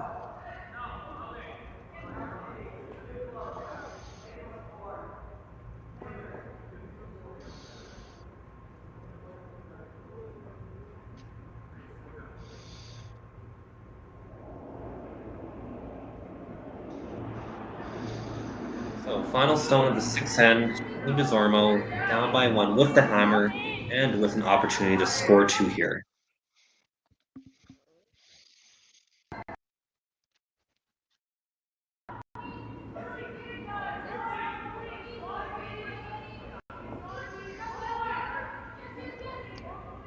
And it looks like the sleepers are just nursing this in, just cleaning it in. And the draw is made no problem. Top 4. 2 points for Team Desormeau, and they will take a 6-5 lead going into the 7th end of play. We'll be right back after these few short messages.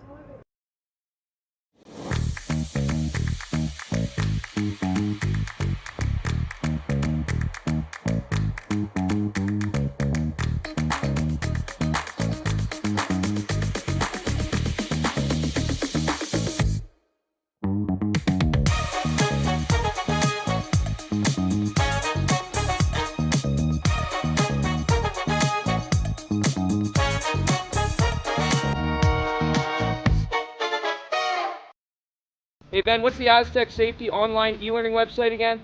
Yeah, that would be aztecsafety.com. Fire extinguisher and firefighting, we'll send that one to Paul. Ah, now here's a course I should probably take. Conflict resolution. Power line safety. Yeah, I thought it might help me with my line calls. Did you know this Aztec website has over 100 safety courses? Jeez. Aztec Safety online course. Ground disturbance. Could have used that a few seconds ago.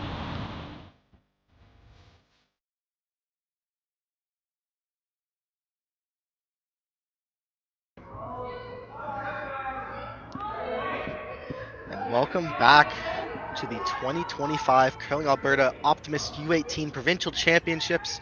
We're here in the 7th end of the 1-2 game between Team Desormeau and Team Koe. Currently is 5-4 for Team Koe with Desormeau with the hammer. And we're going to see probably some aggressive play from both teams here as Desormeau putting up that center guard. And now Team Koe trying to come around.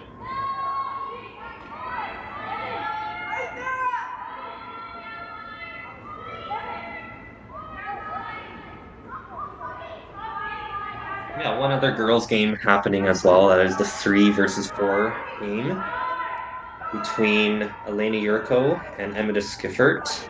And Team Elena Yurko is up 5-2 with the Skiffert getting forced to 1 in the 6th end. So Team Yurko will have the hammer there in the 7th end, up by 3. And we're seeing here the no tick rule being put into place as that rock is being put back onto the center line as it was bumped during the come around attempt.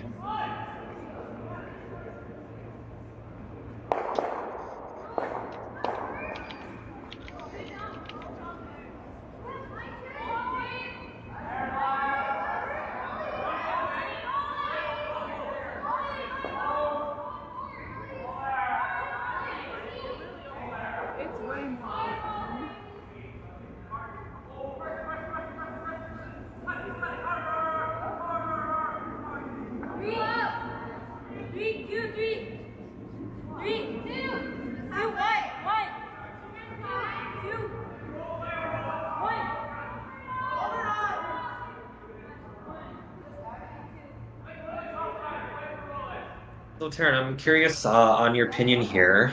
Your team Desormeau, you're up 1 right now without the hammer, and if your Team Koe, obviously you're down 1 with the hammer. Let's start with Team Koe here. If you're Team Koe, what is your goal going into this end?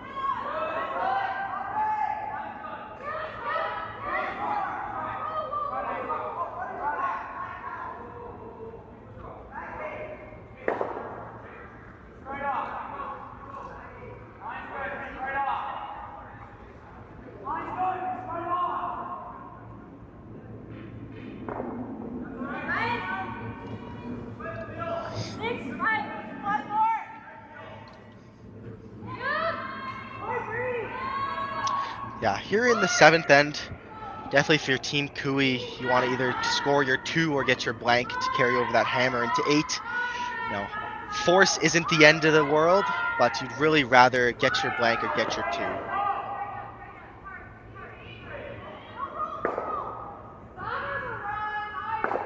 Yeah, for sure. And as we see that Team Koe Stone just roll out of the paint, but this does give opportunity for Team Desormeau to use their center guard and come right behind it.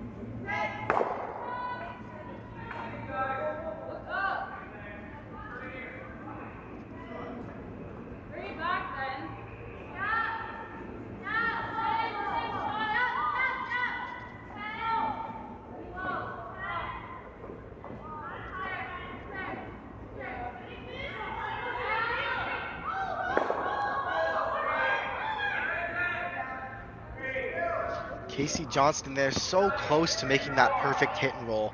She will roll over just to bury a piece.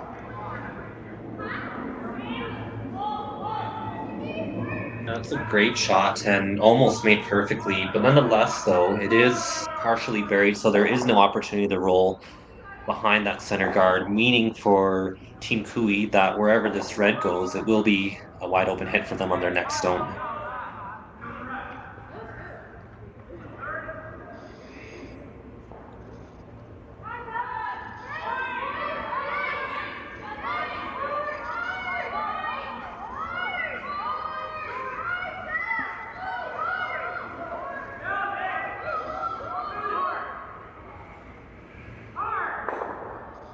Molly Whitbread will remove that stone and roll back to the wing. Great shot there.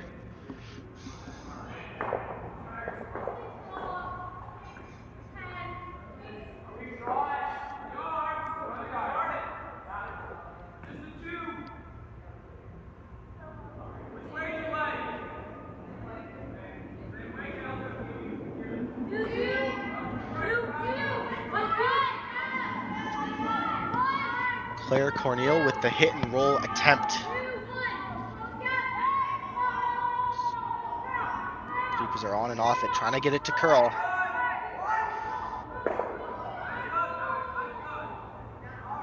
And another good hit and roll from Team Kui. They seem to have this ice figured out. Yeah, that's a great team shot there by Team Kui.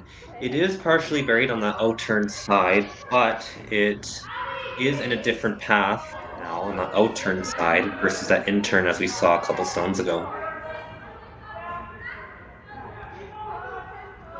Stephen, you having played third and second for multitude of years, you know how difficult those hit and rolls are to throw and how often you end up having to throw them playing those positions. Just when a team can really nail those, it's so very impressive to how well they can read the ice and throw the rock. Yeah, it's important. The communication is key on shots like that, and it might not seem like a big shot because you're just hitting a wide open stone, but it's really important to get that roll under in a really good position, making sure that your weight is dialed down. So whatever sort of weight that your team has decided on, usually that's about a 10 and a half second weight, but also making sure that the sleepers are communicating the whole way down and that the person in the house, the skip in the house, is dialing down the line call as well. And so even though, again, those hit and rolls might seem like they're pretty easy or maybe not too much risk, they are quite important shots, and we see time and time again teams getting caught trying to do these hit and rolls.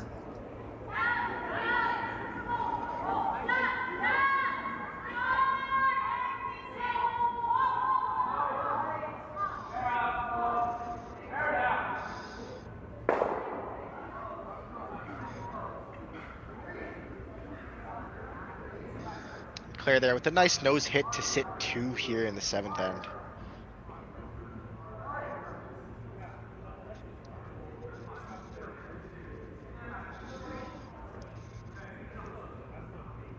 So it does look like Coach Glenn Kennedy here for Team Desormeau has called a timeout here. It would be Abby's first of the skip stones here in the 7th end.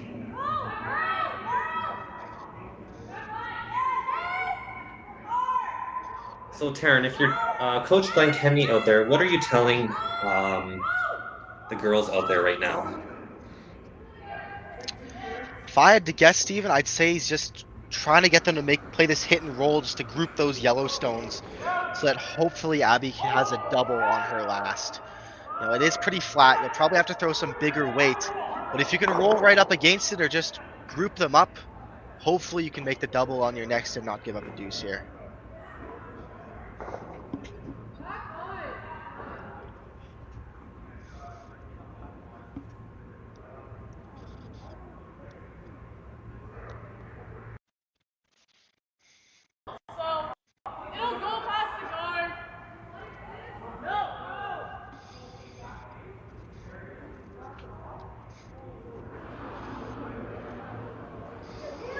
Big weight here from Abby Desormeau.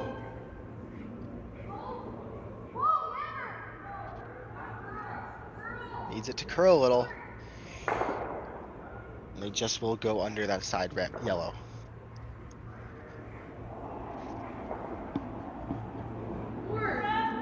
So it looked like from that throw that they were trying to play the double.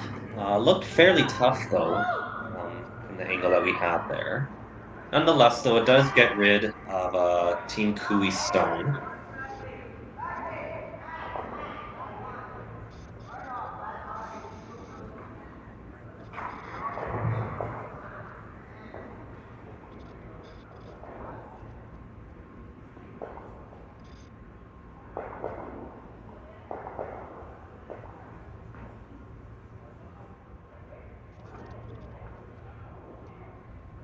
So a quick score update in the 3 versus 4 game, Team de Skiffert stole one in the 7th end, meaning that Team Elena Yurko will be up 2 with the hammer coming home in the 8th end of that game. And the winner of that game will play the loser of this game between Team Desormeau and Team Kui in a semifinal tomorrow morning at 9 a.m.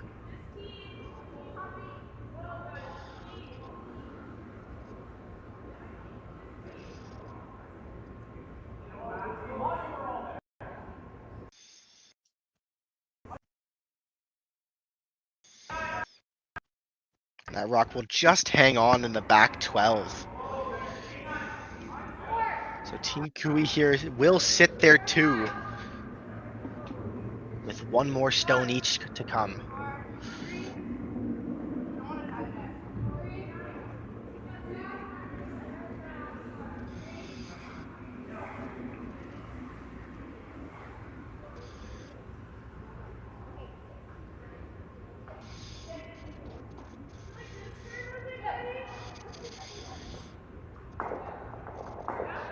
Abby Desormeau here opting to attempt the cross-house double takeout. She can make this one, it'll be a highlight shot for real, for sure.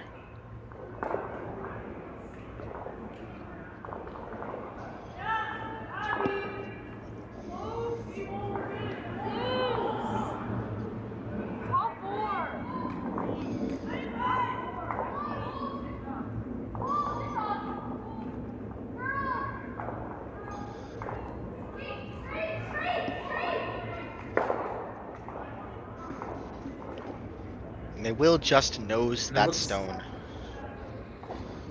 Yeah, I don't mind where that rock ended up. You don't have much leeway if you're Team Kui here to roll anywhere. All right, and at least like you can't roll towards the left side of the sheet. So it does look like they are opting for that out turn hit, playing inside out here.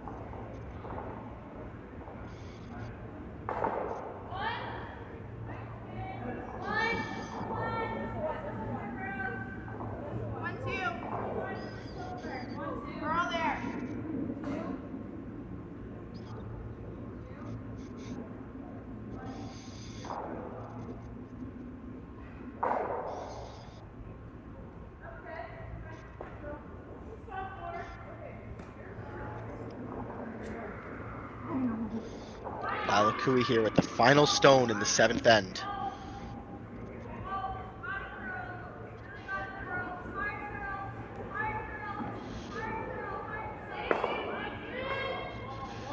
And she will end up rolling one. It will be a single score of 1 point for Team Koe here in the 7th.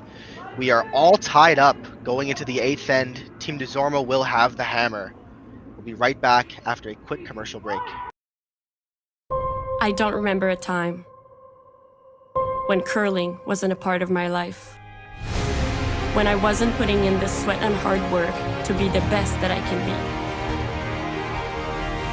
Clocking in the time, the effort to practice day in, day out. Curling is more than just a game. It's a family, a community.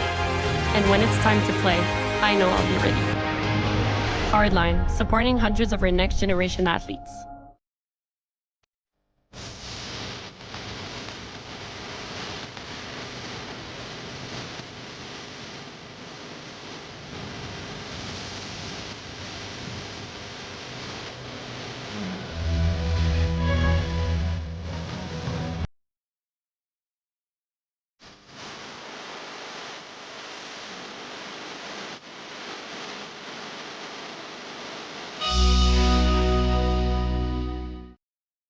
So you're a pizza person, but you're married to a wing person, and your kids are salad people? You can't pick your fam, but with over 50 menu items to choose from, you can make them all happy. Order today and enjoy Boston Pizza at home.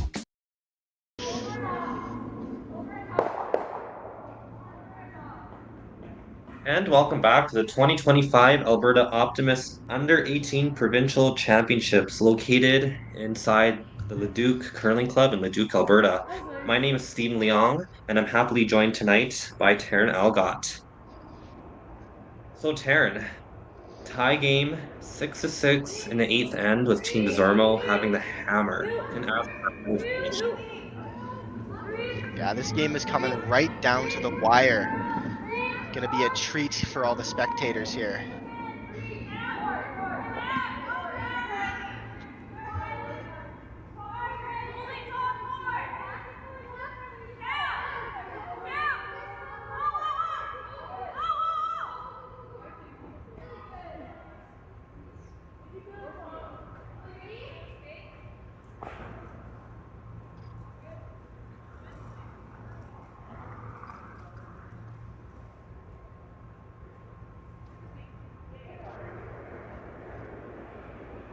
So it looks like Lila Koe is asking for the tight center guard after they put up a high one on their first.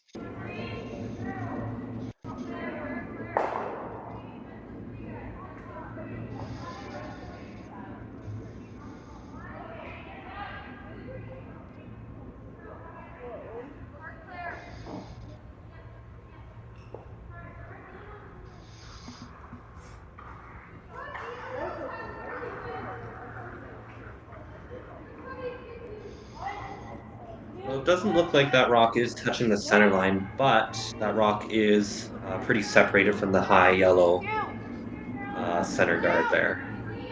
So Team Koe does have a good setup right now for the steal with the high and the low center guard.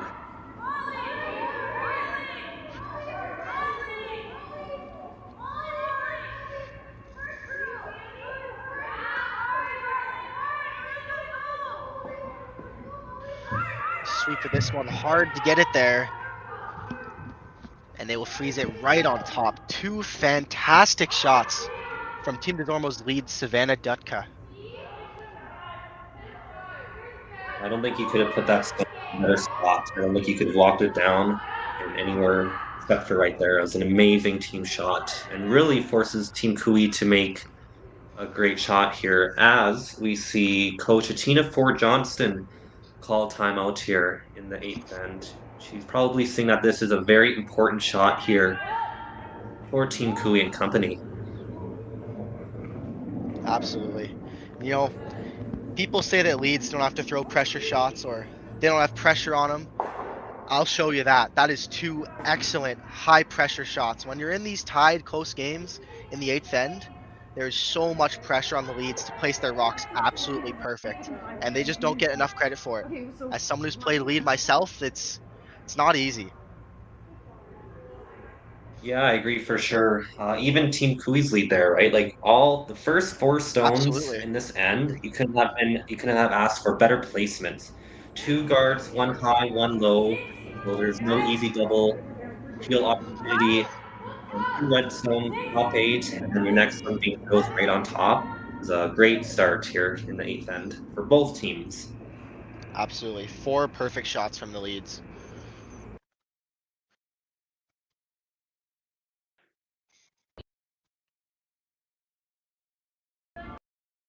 So it does look like Team Koe is playing the intern draw now, rather than the outturn that Lila did initially call before Atina for Johnston called the timeout.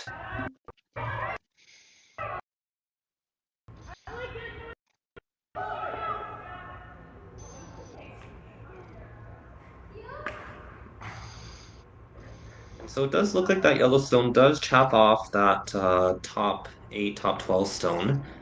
But we do see the peel call here by Team Desormeau. It is hard to tell here if they are going for the single peel or if they're going to try for that double peel.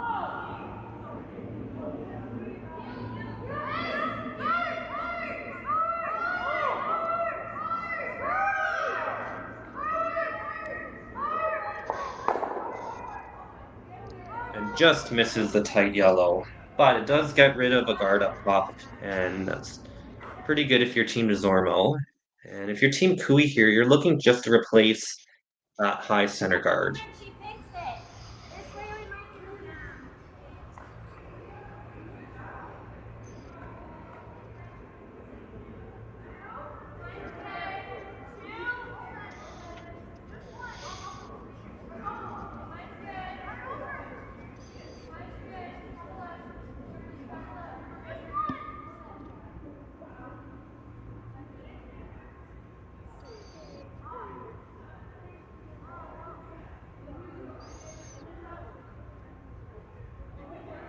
And that is perfect placement from Team Koe there. Right on the center line, as much distance away from that tight yellow as you can get. Great team shot there. Absolutely, and those high guards are not easy to make, especially not on ice as quick as Leduc. Yeah, you see it all the time, teams trying to make that perfect high guard, and essentially what happens is that that rock gets hogged. And so to be able to put it just over the hog line is very impressive.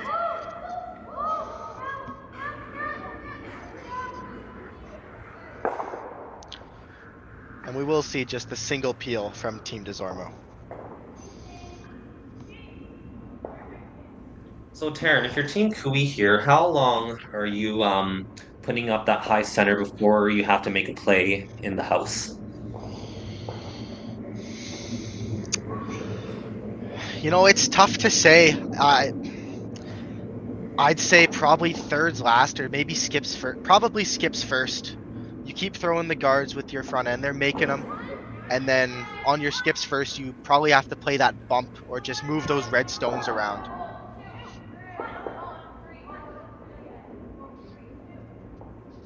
As we see this guard coming in, we do have a final in the girls 3 versus 4 page playoff game. And Team Elena Yurko has won 5-7 over Team Emma de Skiffert. So Team Elena Yurko will be waiting in the semifinal versus the loser of this game tomorrow at 9 a.m.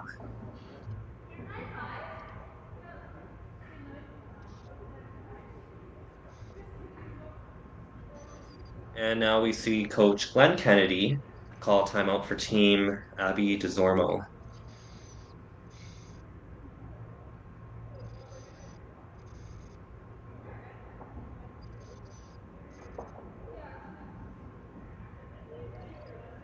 What would you be playing here, Terren, being that this is the first of your team's third stones? I can't really tell from here, but if there is enough separation on those yellow stones to make a double peel, it's probably... Oh yeah, you can see there. I'd probably be playing the double peel since that guard came tight. If you can get rid the of only both thing those you do have to guards... worry... Sorry, yeah, I was just going to say you do have to worry about where that second yellow is going to go, if it is going to drag towards the center and towards those reds. Absolutely. Always got to watch for that. And I'm sure that's something that Glenn knows really well. That's something when I was in the junior program at Ellerslie and learned from him and was a big thing about angles, and especially knowing that drag effect can be big. And we might find out here what's going to happen with that drag effect.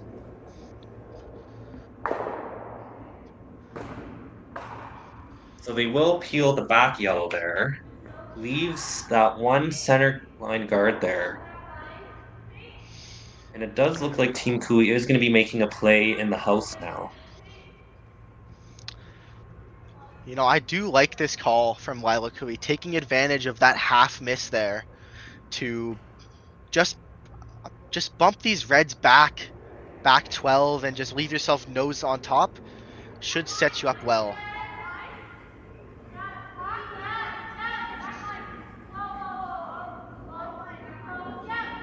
Yeah, for sure. Of course, this is a pivotal shot in the game here, but if you can make this really well, then it really makes Team Desormeau's life a lot more harder and complicated. And it does look like they make that shot to perfection. What a team shot there by Team Koe.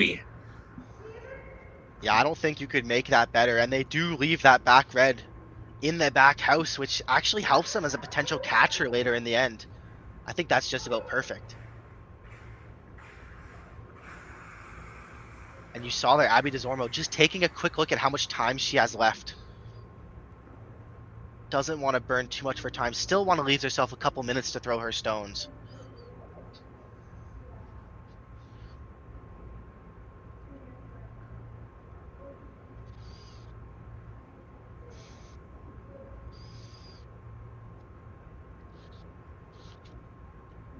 Yeah, what would you be playing here, Terren? As it doesn't look really good right now for Team Desormeau, even though they are sitting shot stone. I do like what she was calling originally with trying to hit that side yellow and keep your shooter there. Because if, as tempting as it is, hitting that combination probably will not leave the best result. Even if you get rid of both, they have the wide open draw under. But if you can hit that yellow, be 1 and 2, and then let them play it, if they maybe get a rollout or something, then you can hit them back and you'll be sitting shot rock.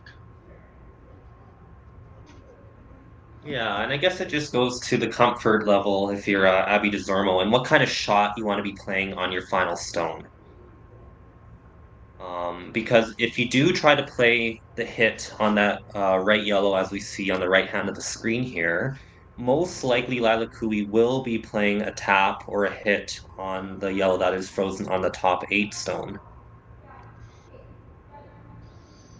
So definitely a big call in the game right now. Looks like they're opting for the tap here, just to move those angles around and move their red rock closer to the T line. Yeah, I like this call, and this was what I was thinking when that Yellowstone had come to rest. It's just to change up the angles a little bit. If you can get a little bit inside of where that yellow is top 8, top 12, frozen on that red, I think you're looking really good if your team is normal.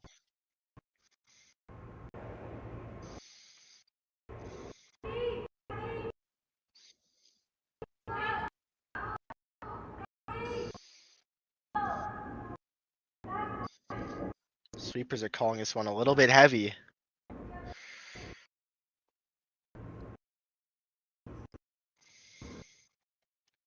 Trying to get it to curl.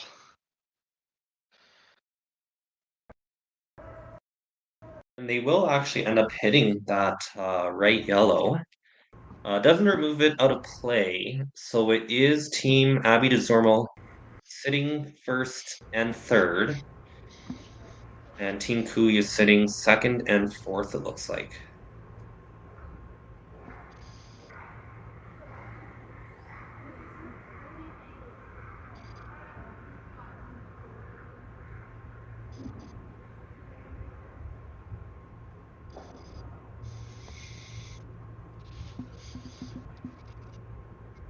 So, Terren, what kind of weight would you be playing on this intern tap intern hit as we see here? It's tough to say. Obviously, you gotta move that red far enough back, but you still have to leave your shooter in a usable location. If I had to guess, I'd say they're throwing about maybe a hack waiter. Backline hacks. Sweepers indicating backline.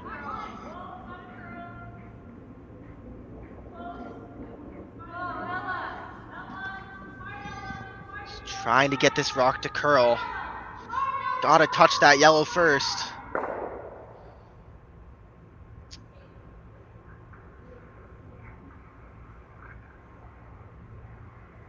And it does look like they do move the red, but not far enough, as that redstone now stops top edge of the button.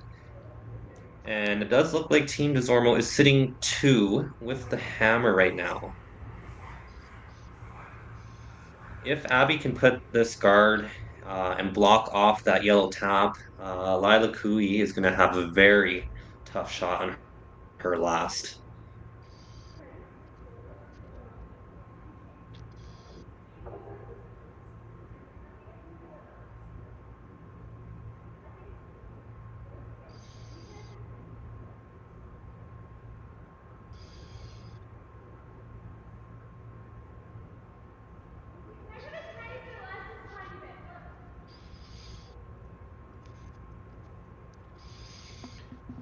Abby Desormeau with her first rock in the 8th end, trying to guard that yellow tap.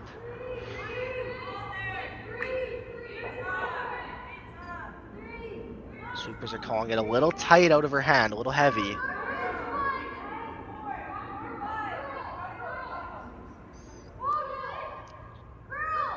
Trying to get it to curl. Needs to move over to cover that tap.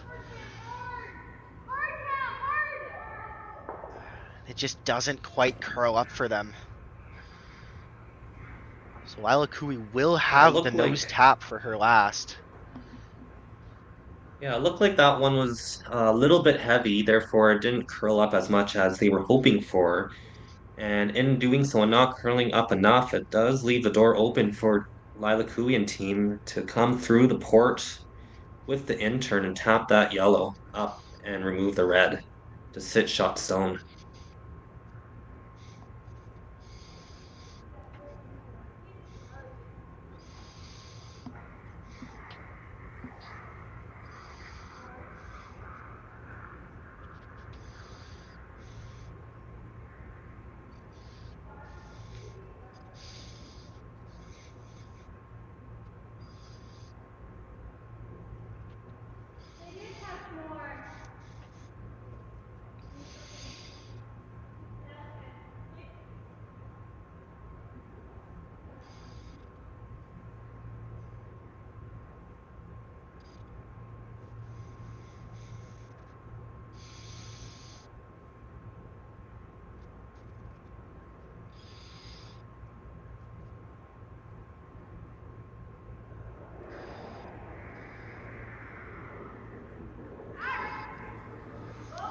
Final stone for Team Koe here, looking for the intern tap through the port and make Abby Desormeau throw her final stone here in the 8th end.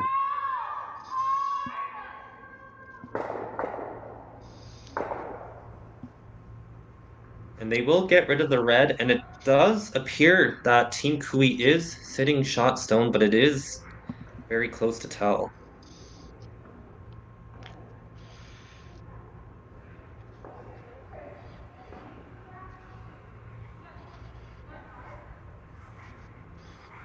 So Abby Desormeau here with her final stone will have an open hit for the win to send her team straight to the provincial final.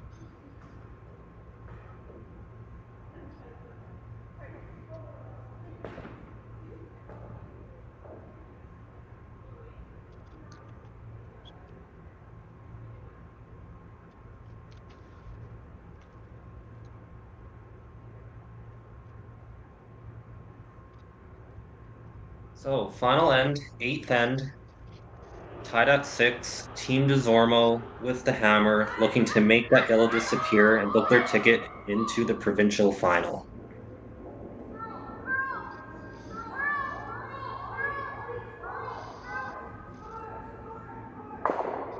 And they will make the hit, and they will score 2, meaning that Team Abby Desormeau has defeated Team Lila Koe by a final score of 8-6, and they will book their ticket into the provincial finals tomorrow.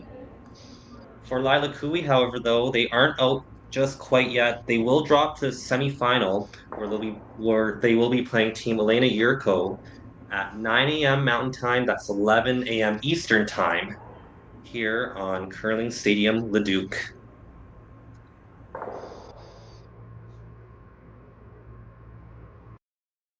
Handcrafted in Canada, Hardline's ice pad has revolutionized curling for over a decade.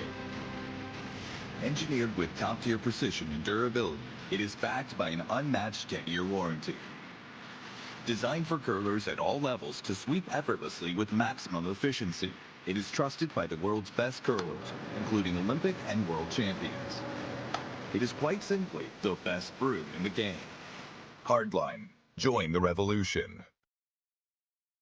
So you're a pizza person, but you're married to a wing person, and your kids are salad people? You can't pick your fam, but with over 50 menu items to choose from, you can make them all happy. Order today and enjoy Boston pizza at home. Curling Alberta's 50/50 supports grassroots curling with a jackpot of at least $100,000. I know! Brace yourself! Join us aged 18 plus in nurturing these future curling stars. Support grassroots curling with Curling Alberta.